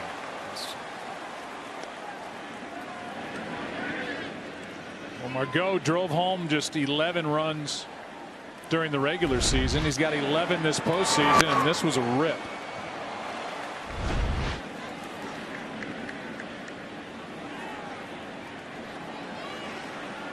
Right side of the infield wide open. They're loaded up, playing Margot to pull. And he does. Base hit into left. Choi will take the turn and go. Throw into second base, and it's first and third, nobody out. Ji-Man Choi had that play right in front of him, and he took the extra base with good base running. Another breaking pitch that rolled. See how it backed up? That pitch didn't turn the corner at all. And right now, the Rays hitters feeling good. Except that the guy who just got the hit, Manuel Margot, is going to get a visit, as they need to make sure that he's okay. They thought he might have injured himself back in the 4th when he scored on the double by Wendell. You can score. Really good. No, you're not stealing Well, you could hear him. Kevin Cass said, "You're good. You can score," meaning if a ball's in the gap, you can go first to home. And he said, "I'm good." So he continues. The last thing you want to do is come out when you start feeling good at the plate, swinging it. On base for the 3rd time tonight is Margot, and here is Wendell.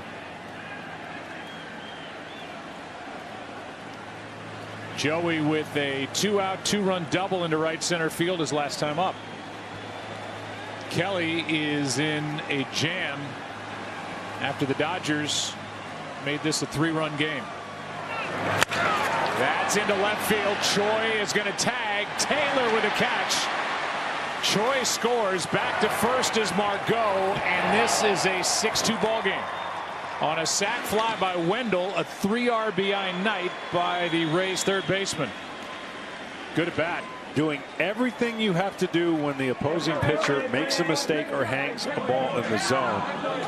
The Rays know that they have a tremendous amount of confidence in their bullpen, but any add-on run will certainly help out. This ball was hooking back, or slicing, however you want to call it, off the left-handed bat to Taylor. He can make a nice running catch. It'll bring in Adames. 1 on, only 1 out, and Adames gets it off the end of the bat out of play. It's been a struggle this postseason. You see that bottom line has driven in 3, but hitting 119. Yeah, a little too much swing and miss so far for the energy driving player for the Rays. That's where they go, and then he's the guy in the center of everything, getting guys loose, getting them ready. Every team has one of those guys, and we asked Kevin Cash who that was for him, and he felt like the guy at the plate.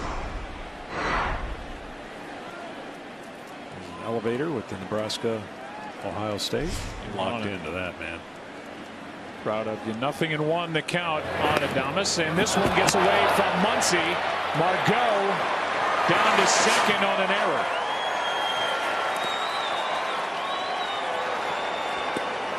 Really not sure what Joe Kelly was concerned about, especially after the trainer and the manager came out to see how he was doing, but he was convinced that he might steal and threw a hard two-seamer at Max Muncy. And it's an error on Muncy, and Margot looks like he can run just fine. Second error this postseason from Muncy. Grounder to third is foul. Strike 2.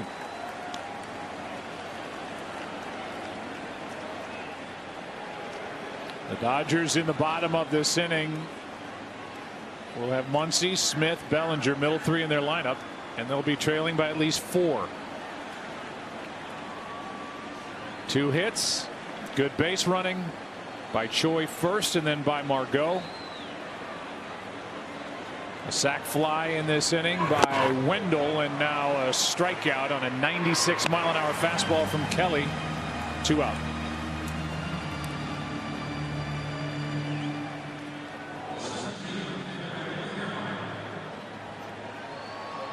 Those who watch Ji-Man Choi will tell you that even though he's kind of a thicker guy, I said it earlier, he's got great feet.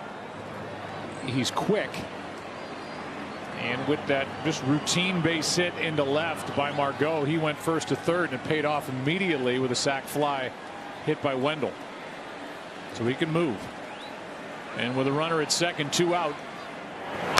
I think every time I've seen him, he's got a smile on his face, and he's playing the game hard and enjoying it. Yeah, they love him.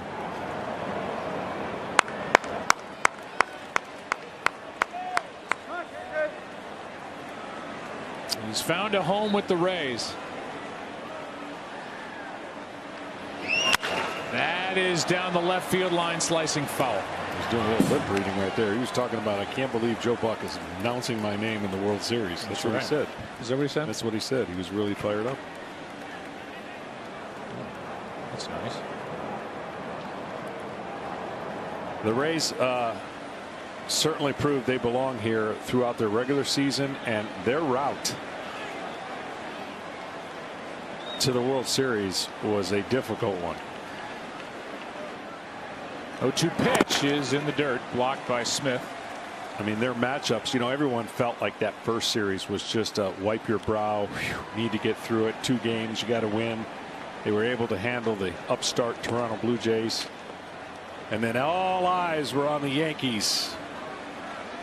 And the Yankees and the Rays played an incredible 5-game series. And it looked like they were going to breeze through the Astros. Here's a late swing and a miss by Kiermaier, and the inning is over. Do you know how you say hello in Korean? I do not. Annyeonghaseyo. I will work on that. Ji-Man Choi, a big part of the inning.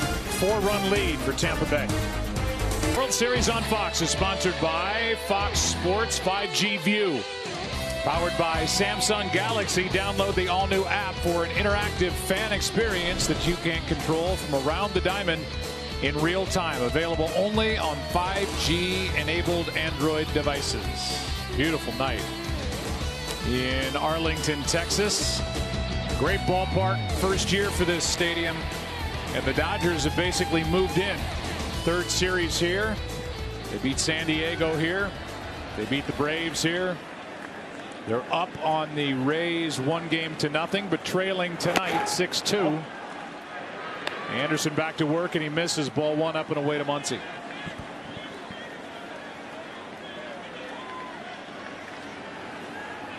Back to 4 outfielders for the Rays. Pop up left side. Wendell, a long run. Anything but routine, and 1 out here in the 6th.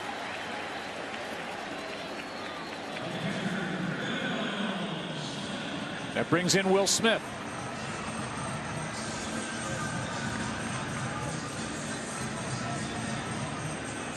Well, Snell had Smith's number, so even though he's going to face 97, 98, he's like, I'll take the right-hander over the left-hander.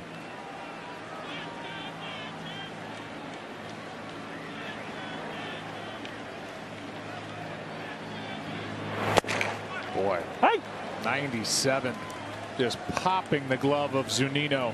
Strike 1. And he's one of the lower fastball velocities that they'll have coming in after him.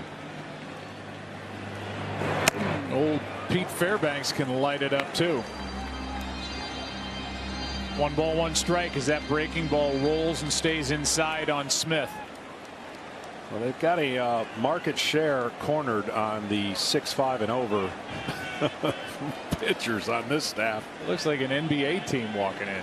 They are huge. Here's one driven in the air to left. This ball is gone. Will Smith, his first hit of the night and his first World Series home run. 6-3 ball game here in the 6th. Rounding those bases, he had to feel like a right-hander. That Snell had me all tied up. Will Smith, the power surge for the Dodgers is really becoming evident this postseason as it's played out. The first 2 series, they didn't have much to offer, but the last 2, wow.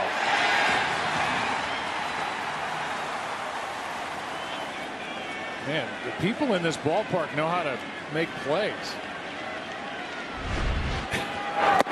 Here's Cody Bellinger, strike 1. He's back. He's back. He's back. Get your phone ready because you're about to be blown up.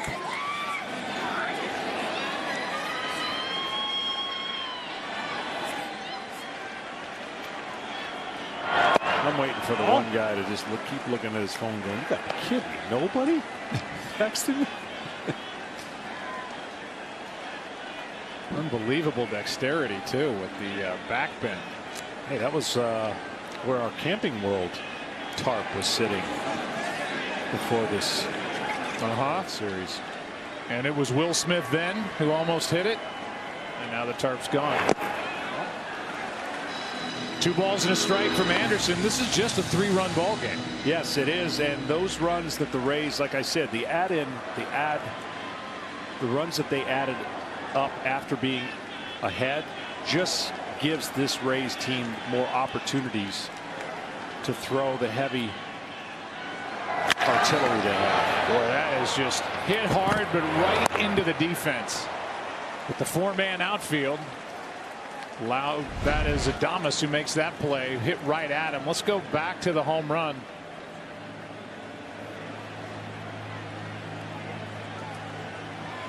What? And Rosarena, I'm sure, is as confused as the rest of the world. He caught the ball. He kept the ball. Throws his glove onto the field in a moment of sheer ecstasy. And then gets it back, I guess, or he brought 2. Oh boy. I think I got a filter. Pollock is lifted for the pinch hitter Edwin Rios. He has shown some pop this postseason. He's got 2 hits, both left the park. Hit 8 during the regular season, had a groin injury this postseason. Was re-added back to the LCS roster, and now here he is in the World Series. A lot of swing and miss, but I'm taking him in a home run hitting competition, that's for sure, because he has the ability when he connects to hit a lot of home runs a long ways, but he will swing and miss.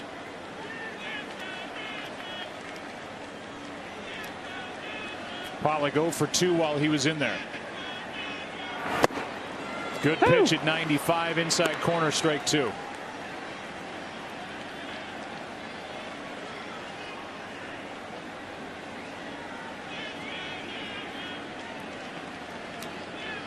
One out home run by Smith.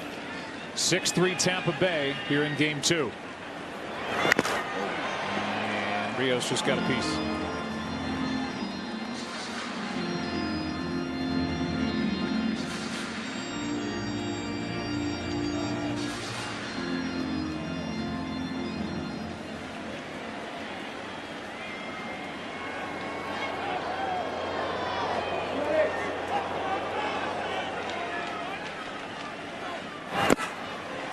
A swing and a miss. That ends the inning. A run on the board. Will Smith, his 2nd home run this postseason, with a blast into left.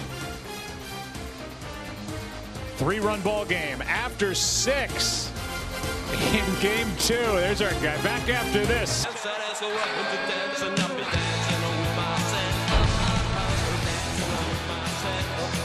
The hitting star of the night and really of the season. As Kevin Cash told us coming into this World Series, Brandon Lau has carried us to the postseason.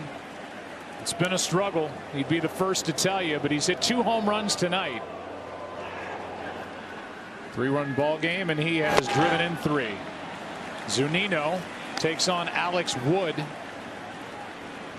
6th pitcher of the night for the Dodgers. Kelly went 1, allowed a run on 2 hits. Struck out 2. And Wood is having a tough time picking up these signs from the catcher Smith. Well, you know, it's interesting. The no days off when you're struggling, you could use a day off, but the previous format didn't have any days off. So now you don't want one if you're Lau. You got a day off tomorrow. You're like, no, let me go back in there.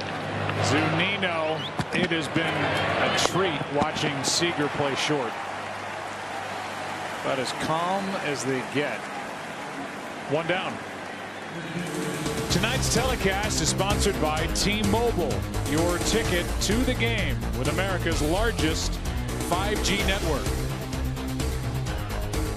What is that, the boomstick? Boomstick. I think it's somewhere around $27. 3 pounds Of onions? of onions, 3 pounds in total, and feeds a family of 5. Or 4. Here is a line drive by Diaz off the bench, and he bangs it off the wall on the first pitch. Good play by Betts. Wow. And Yandy Diaz is on, pinch hitting for Austin Meadows. He didn't wait around very long, and then Betts one-hopped it into second. It's amazing. Diaz hadn't had any extra base hits in a long time, and it looked like he was going to get one right there. But Mookie said no. Karam came right back to him. So 1 on and 1 out. And the batter is Lau. Ball 1. Wood has thrown the ball well. Certainly did when he had his chances to in the NLCS. Trying to get through this 7th. Lefty up now, then a Arozarena. And then to G-Man Choi, a lefty if Kevin Cash doesn't make a switch.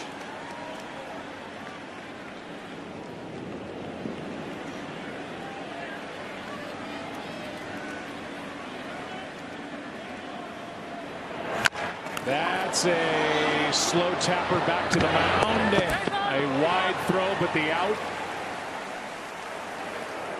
2 down. And to second, Yandy Diaz with Arozarena coming up. So we came into the ballgame talking about somebody helping Randy Arozarena produce runs for the Tampa Bay Rays, and Lau, Margot, and Wendell stepped right up. They sure did. Big 2-out hit. And of course, Lau, the 2 home runs. And now the intentional walk. But the Rays, I'm telling you, there's something in their DNA that doesn't get bothered. They've played this way all year. They've gone through droughts offensively. They know their pitching will hide some of that weakness. But if they get hot and timely, then I don't know of a better bullpen than what they have.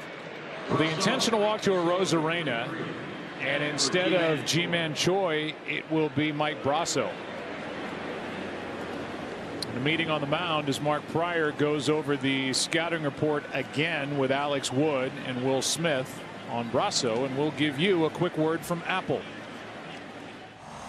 Want to stay up to date during the postseason? Hey Siri, show me postseason baseball scores.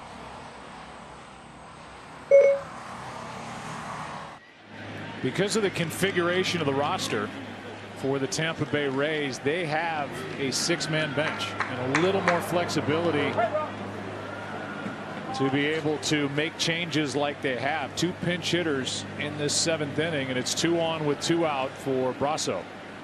Yeah, strange year, extra roster men on the roster, and they've changed their roster several times in between this postseason series already. Strike one from Wood. They had a strategy for the no days in a row, no days off for 7 days in a row. They had a different roster for this one. The roster allowed them to have some luxury to add a couple position players because of the days off. Runners on at first and second with 2 out.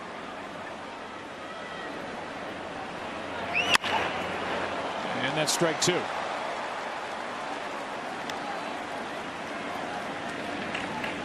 Alex Wood during the regular season went 0-1, 9 games, 2 starts. Kind of in and out of there with regard to his role. Certainly as a starter, ERA was big, 6.39, but he's made some good pitches here in the postseason, trying to get through a scoreless 7th. Brasso stands in his way. Major League Baseball encourages fans to take an active role in their communities and make a plan to vote this election season. Visit MLB.com/vote to learn more.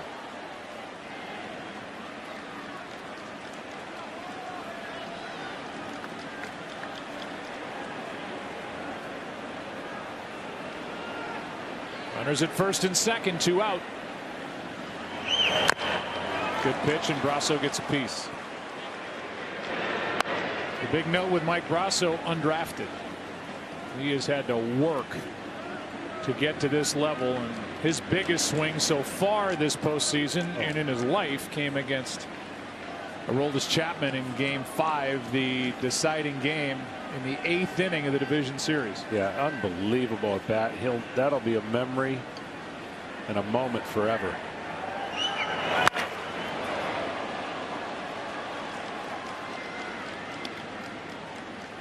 Way out in front on that, and makes you thankful for that netting. It goes down the line and is over the dugout.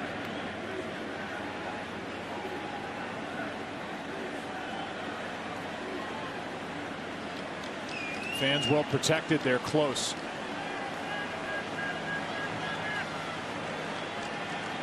A hit, an intentional walk, 2 out, and the 0-2. Good work by Wood. Comes out of the bullpen, gives up a 1-out pinch hit single by Diaz. The intentional walk gets around it. Who's coming up? Kike Hernandez, Chris Taylor, and Mookie Betts. Time to stretch in Game 2. For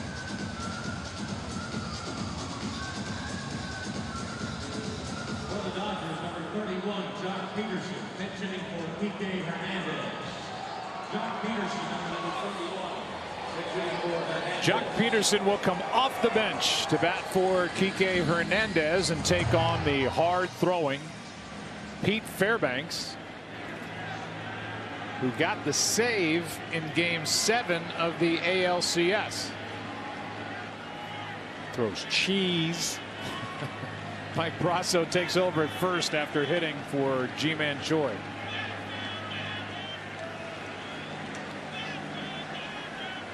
This young right-hander has been through 2 Tommy John surgeries. And greeted by a little fly ball into center.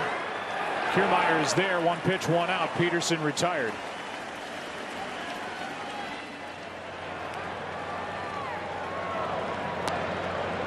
Nick Anderson went an inning and a third, allowed the 1 run on the home run by Will Smith, struck out 2.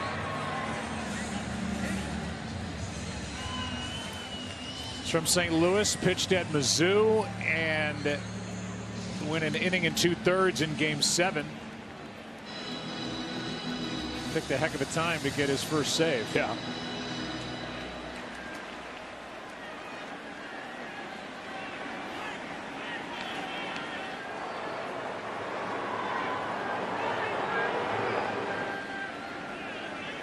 Fairbanks, Chris Taylor.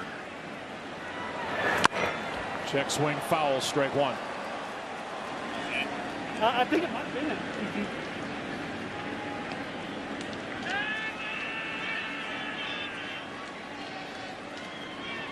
Tampa Bay Rays 2 home runs tonight, both by Brandon Lau, his first 2 opposite field home runs of the year.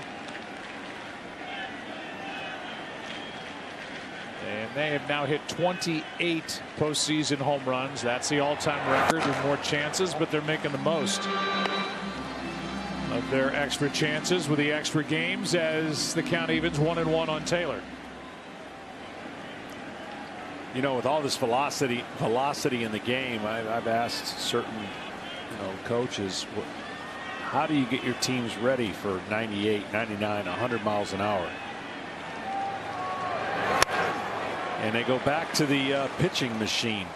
They'll go back to that old ancient equipment. Started at the 100 miles an hour at the top of the zone, and get their guys throughout the year ready for that kind of velocity and where it's located. So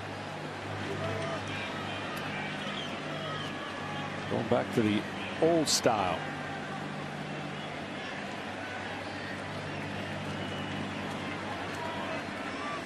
Wide-eyed big right-hander ready with a 1-2 for Chris Taylor. And just blows it by him at 100, 2 out.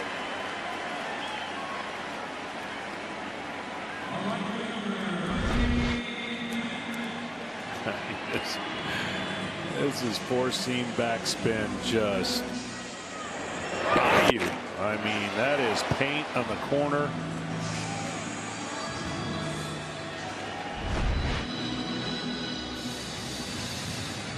It brings in Betts, who's 0 for 2 with a walk.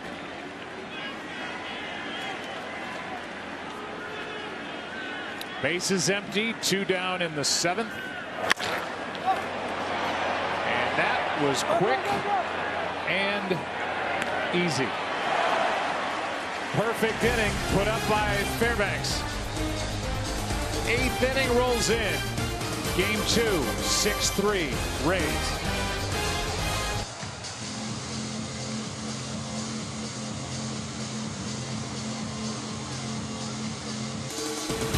Tonight's aerial coverage is brought to you by Camping World.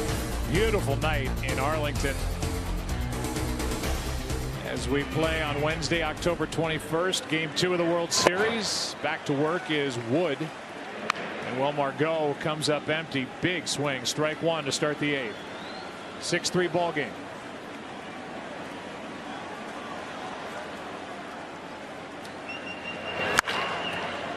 That will get out of play.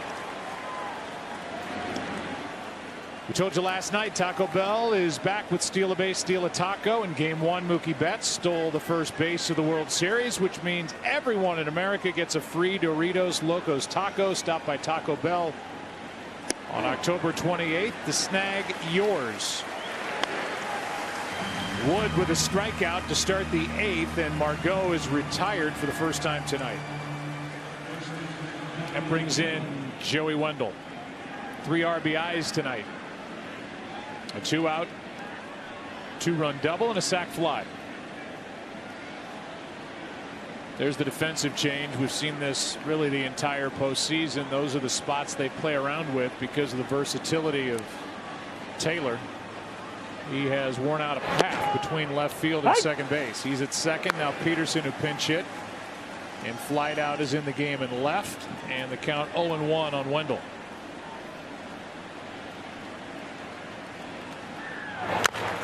Check swing, didn't mean to do it, doesn't matter. 2 out. Well, the thing that the Rays can do is they can start reversing the trends of their offensive trends, and that was the strikeouts per game. We talked about the hits and the runners in scoring position. They got a chance to not strike out double digits tonight.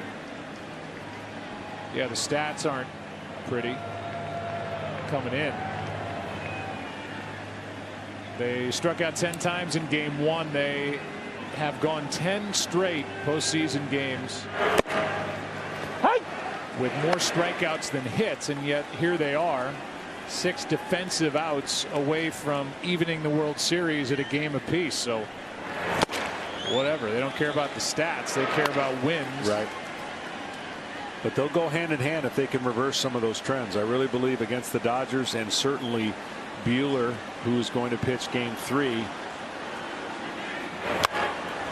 It'll be a challenge, you know, if their approach doesn't change and they don't start getting locked in with some more contact. There's a guy who can throw it upwards of 98, 99 miles an hour.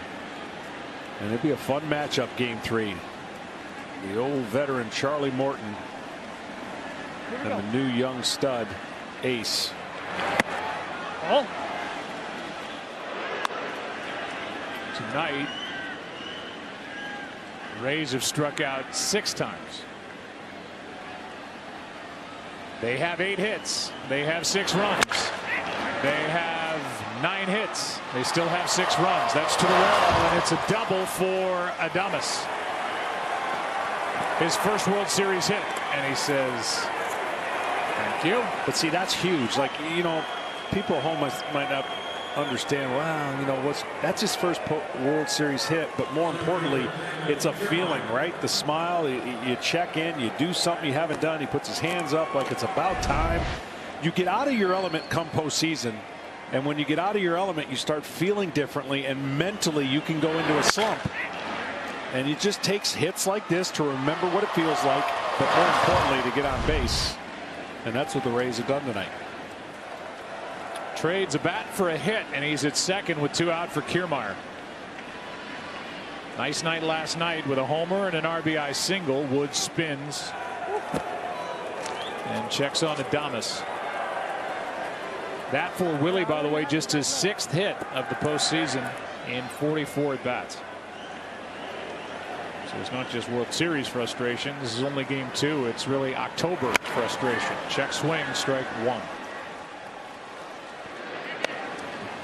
Kiermaier grounded out. That was against Floro. Struck out his last 2 times up. Against May and Kelly. To the right side, Muncy gets to it and to the bag. 2 scoreless put up by Alex Wood. 6-3, bottom of the 8th.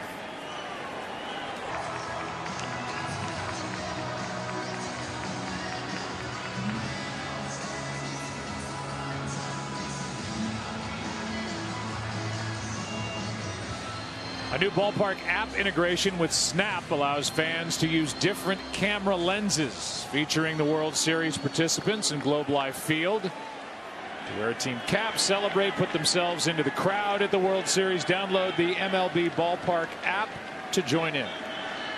Well, the Dodgers are going to have to get a couple people on to create any kind of stress against a bullpen that has been awesome from the 7th inning on. We've showed you the stats.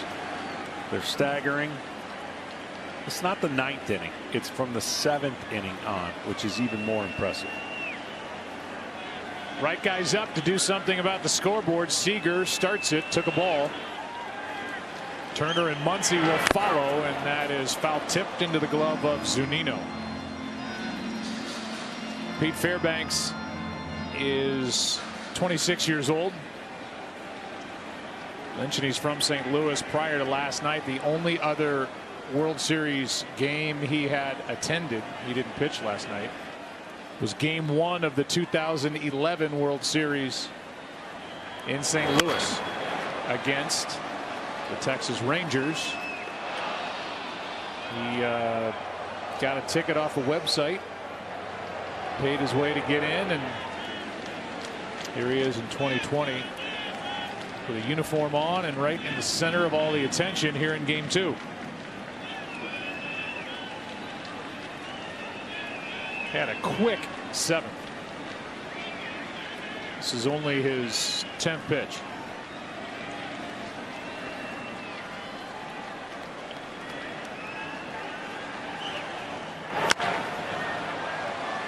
You don't want to throw that one again.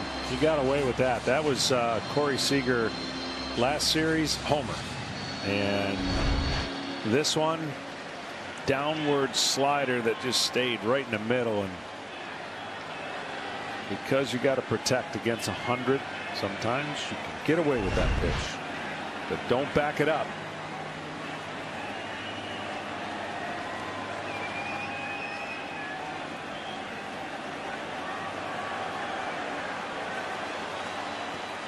One-two. Hit in the air to center. Back at the track. It is gone. Another one for Seager.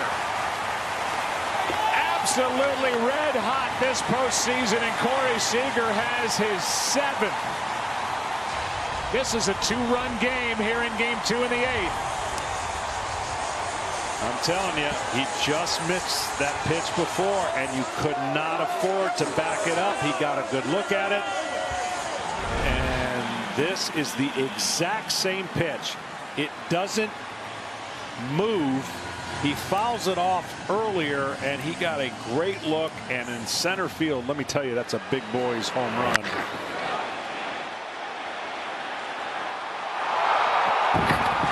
The tendency of a pitcher when you hang one is I'll throw a better one. And he didn't. 99 by the bat of Turner for strike 1. This is a 6-4 game. Nobody out in the bottom of the 8th.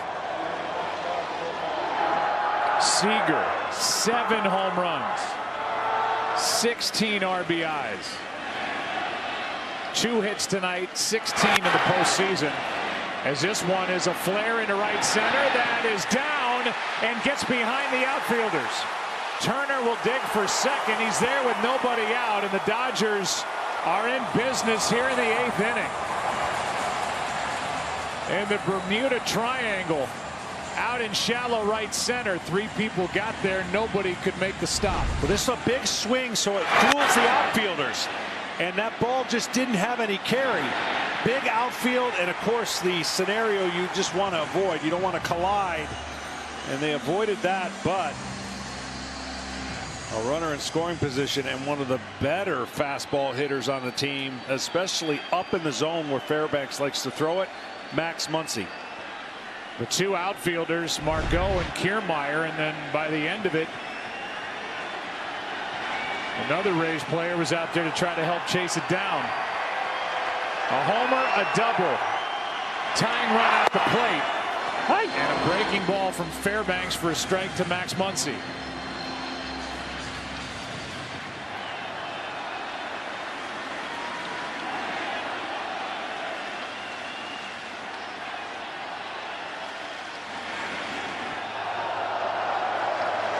Left-hander is Aaron Loup getting ready.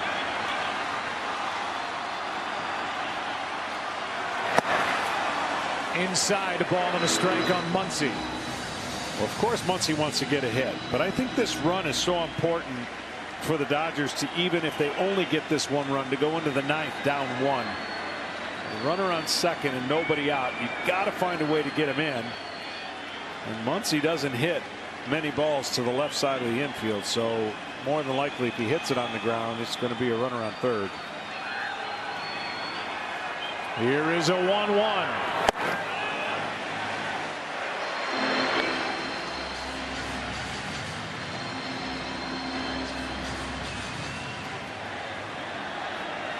The 7 home runs by Corey Seager this postseason, most by any shortstop in a single postseason.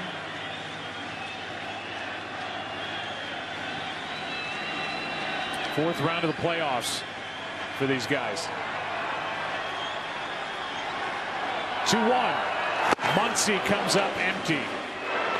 That's his happy zone. Coming into this series, he had hit 22 home runs on elevated pitches. Now that was a breaking ball. The elevated pitches, for the most part, usually are fastballs. And he throws this breaking ball at the top of the zone. And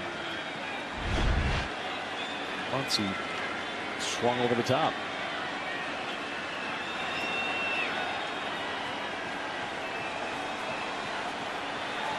Turner at second, nobody out.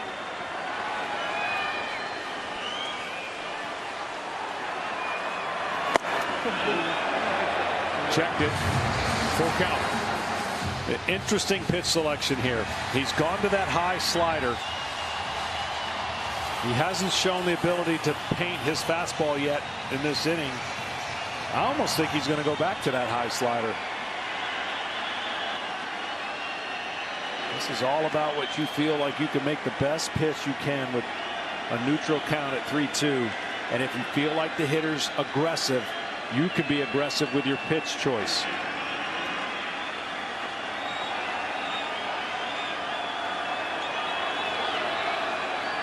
Three-two pitch. Into right. Margot is there. Tagging is Turner. Draws a throw but stays put.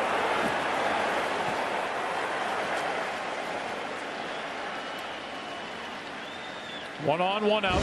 Will Smith will dig in. Our Good Hands plays of the game sponsored by Allstate. A salute to the fans in attendance here tonight in Arlington. The catch in right. And then the home run catch by that guy who just threw his glove, not the ball, and Randy Arozarena. And the guy catches everything. Yeah, I don't even think, now that I see it again, he wasn't trying to throw his glove. He was trying to get so excited to throw his left hand, and the glove come flying off. Well, Will Smith, good fastball hitter. Definitely a good high ball hitter. He golfed a slider down and in for that home run that young man caught. Four outfielders again, the alignment for Tampa Bay.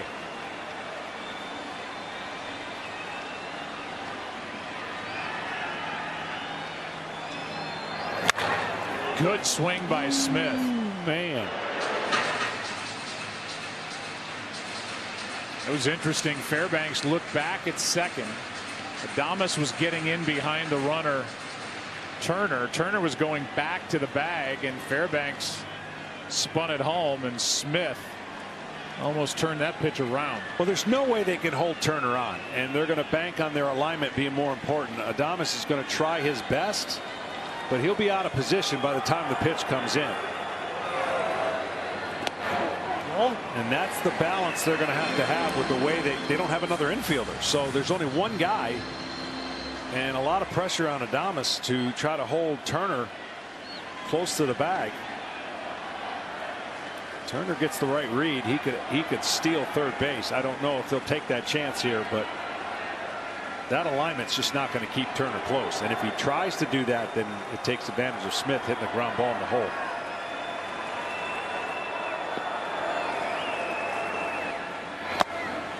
Adames has to come in, try to get between Turner and the bag to keep him close, and then when he sees Fairbanks go to the plate, he has to move over to his right to try to get back into a pull position for the right-handed hitter.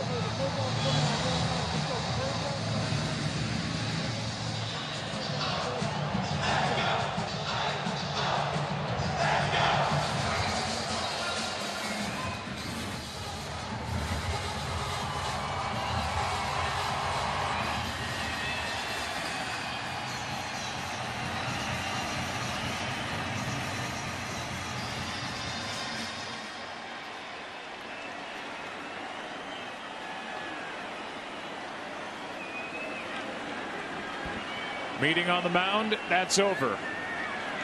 Fairbanks is ready. Tying run at the plate, Will Smith, 2-1 pitch. Hard hit right at Wendell. 2 out. Wow, that was laced. I was getting ready to say the only way now it's a moot point. The only way they could have gotten Turner is a put on a pick play, but that ball was smoked.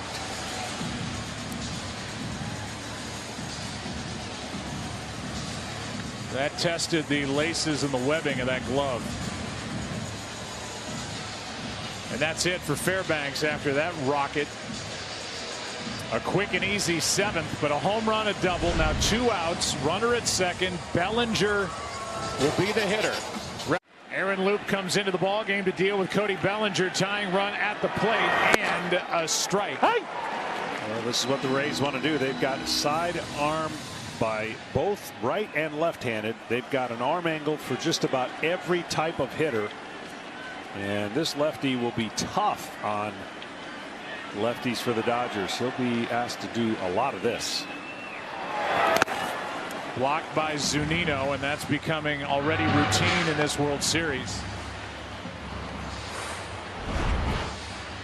So he's going to go, looks traditional, and then drop down and make it very difficult. The idea here, it's a perfect case of only really has to get one batter, and then he doesn't pitch the 9th.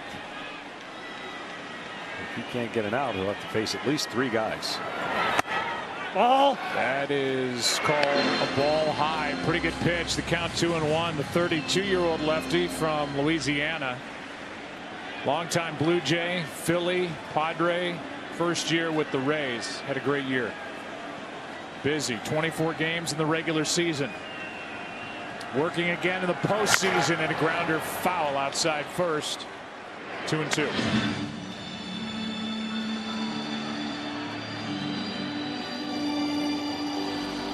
Loup has pitched 5 innings, allowed 1 earned run. Remember, Pollock was lifted for the pinch hitter Edwin Rios as the DH. That's the next spot. So a lefty up now, a lefty on deck. The next from Loup. Got him looking. And the inning is over. The Dodgers get 1 on the home run by Seager, his 7th of the postseason. Game 2 is a good one. Dodgers won last night. Rays lead tonight. 6-4 into the 9th.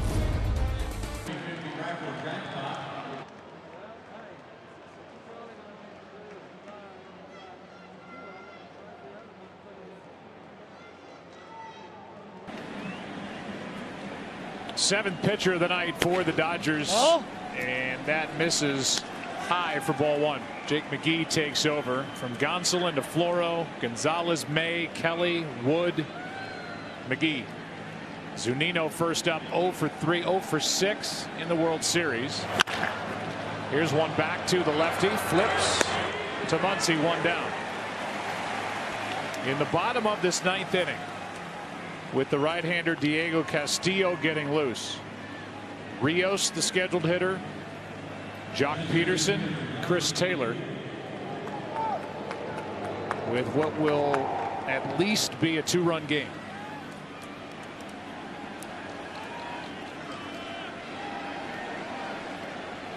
Yandy Diaz, 1 for 1. Pinch hit in the 7th and short hop the wall and right. He's up there ready to swing. Strike 1.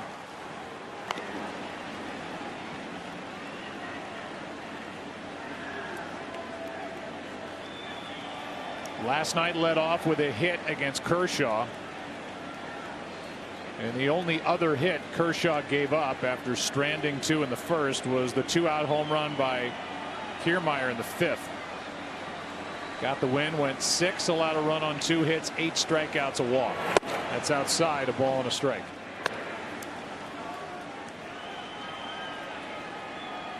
McGee, one of a couple in the pen for the Dodgers that used to wear a Rays uniform. That is upstairs at 94, ball 2. Could set 2 drinks on the top of his shoulders and they wouldn't spill. I've never seen. I mean, this guy got a good fastball and he throws it a lot. Oh! Does not get that pitch in the count, 3-1.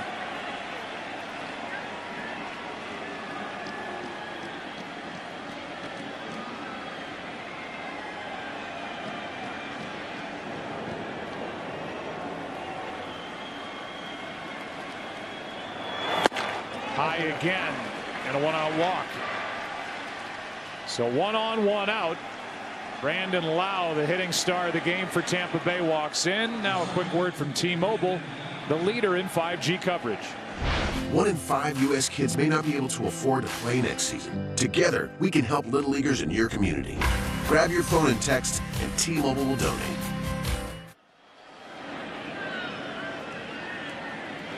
Lau has homered the opposite way twice tonight. With 1 out in the first, a solo shot. And with 2 out in the 5th, a 2-run blast. Pulls this one foul.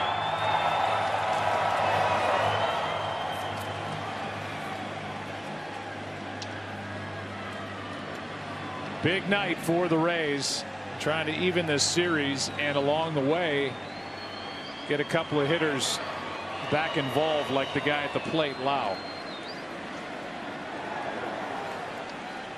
And again, they steal this victory. The next 3 will be them as the home team having the last at bat in this series, as it flips to the middle 3 after a day off.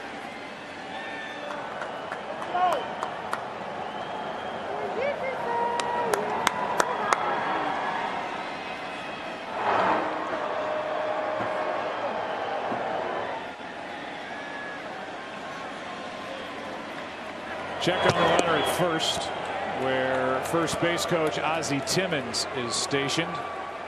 3rd year with that job designation, first base coach from Brandon High, University of Tampa.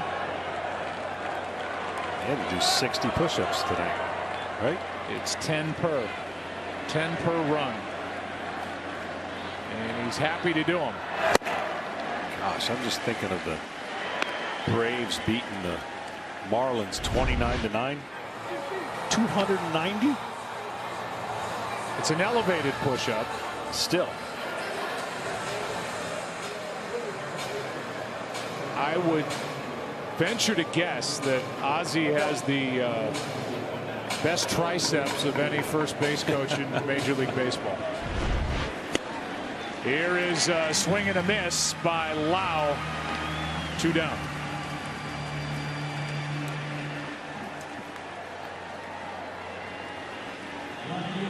And the former Tampa Bay Ray, Jake McGee, now will deal with Arozarena, and he will be, I assume, careful. They walked him intentionally his last time up. Second walk he's gotten in the game.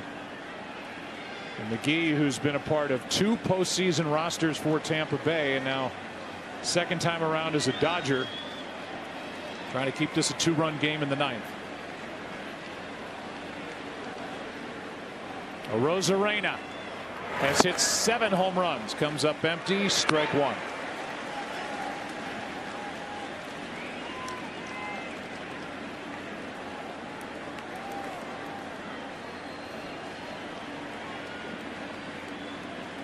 Arozarena would like to hit one right into that glove that he returned to that fan and left.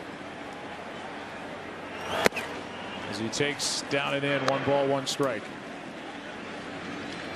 a lot of attention paid to him. And as we sit again, his teammates have come through big. Top spot in the order. Been on base 3 times. Lau, 3 RBIs on 2 home runs. Ji-Man Choi with a couple of runs scored while he was in there. Batting behind Arozarena, who's set up now at 1-2, 95 right by him. Yes. Wendell with a nice night. 2-out, 2-run double and a sac fly.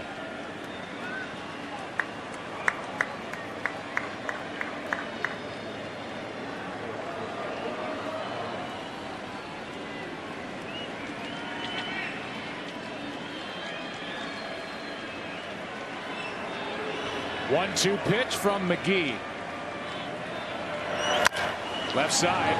It is a fair ball. Turner wanted to play, but not in time. Infield hit for Arozarena. And he's got his first hit of this World Series. Turner did all he could do.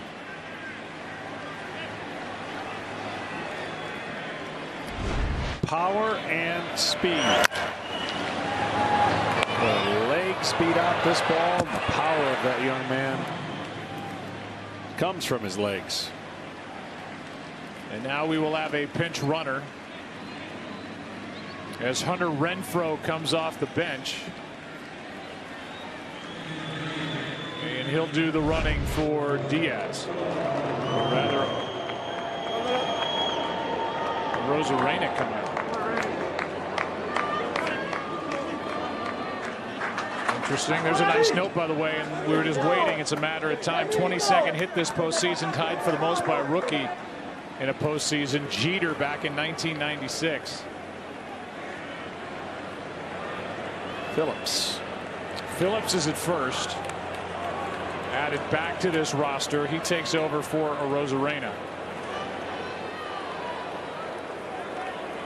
And then a runner at second is Hunter Renfroe, as I mentioned, running for Yandy Diaz. So double pinch runners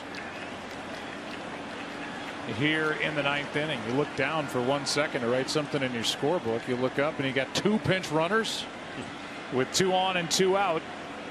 And Brasso at the plate, and out goes the catcher Will Smith. Interesting.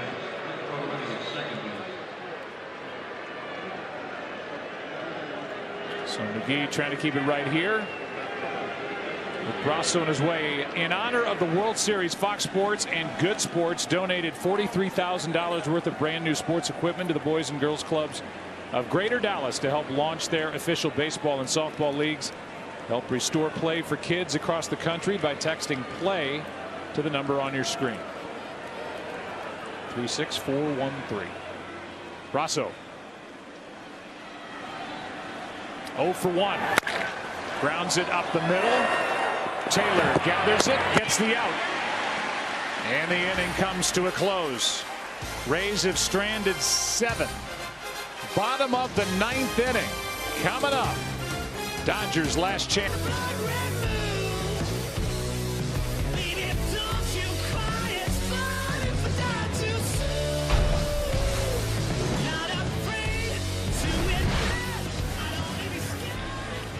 Well, the best player for the Rays came alive tonight. You saw him first, Brandon Lau. 3 RBI night for Wendell.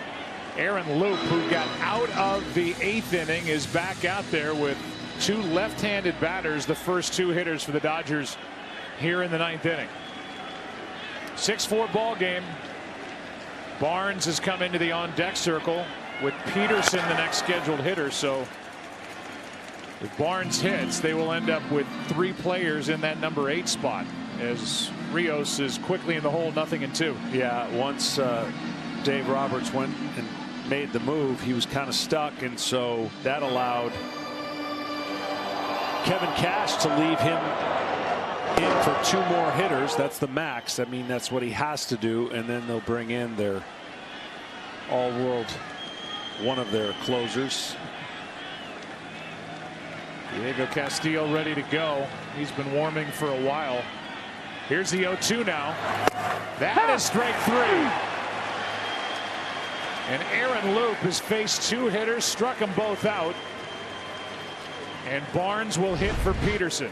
4.2 feet from the center of the mound is the angle that he throws this ball at. If you're wondering why it's so difficult on left-handers, it is an odd angle, and it's the second farthest of any left-handed pitcher next to San Diego's Tim Hill. Now he'll be facing a right-hander.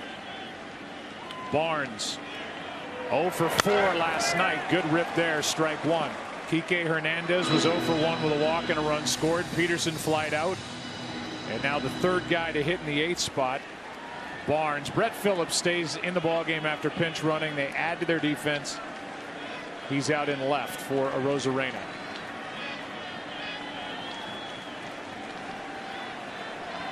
Here comes the 0-1 pitch. Nothing but strikes from Aaron Loup. He's been nasty. Looks like he throws that riser.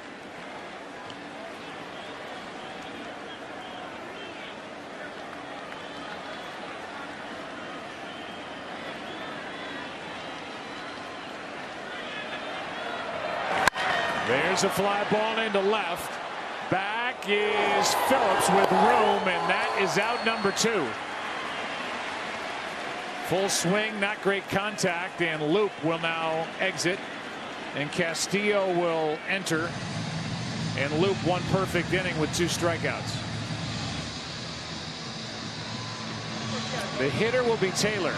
If he gets on, Mookie Betts will bat. There's still drama here. World Series, and a look ahead after the off day tomorrow. Friday, Walker Buehler and Charlie Morton. They've been so good this postseason. Coverage starts 7 Eastern on FS1, and then 7:30 Eastern it switches to Fox. That is in the future. In the present, it's Diego Castillo, who has been almost unhittable over 2 postseasons for the Tampa Bay Rays, trying to get the final out. Yeah, he's been in every situation you can imagine. He's their go-to guy. And he did come in the 5th inning in game 6, but he'll pitch anywhere from the 5th inning to the 9th. Trying to get 1 out. And his 3rd save. Chris Taylor is trying any way he can to get on to bring up Mookie Betts. If Betts bats in this 9th inning, he represents the tying run. First pitch, a strike.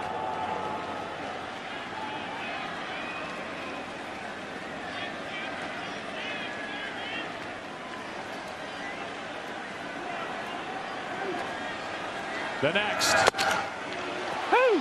Blistering at 98, strike 2. Just ho-hum.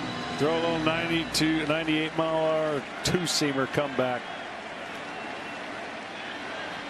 Castillo's worked 14 innings in his postseason career last year in this, and he's allowed 1 earned run. He looks a little nervous.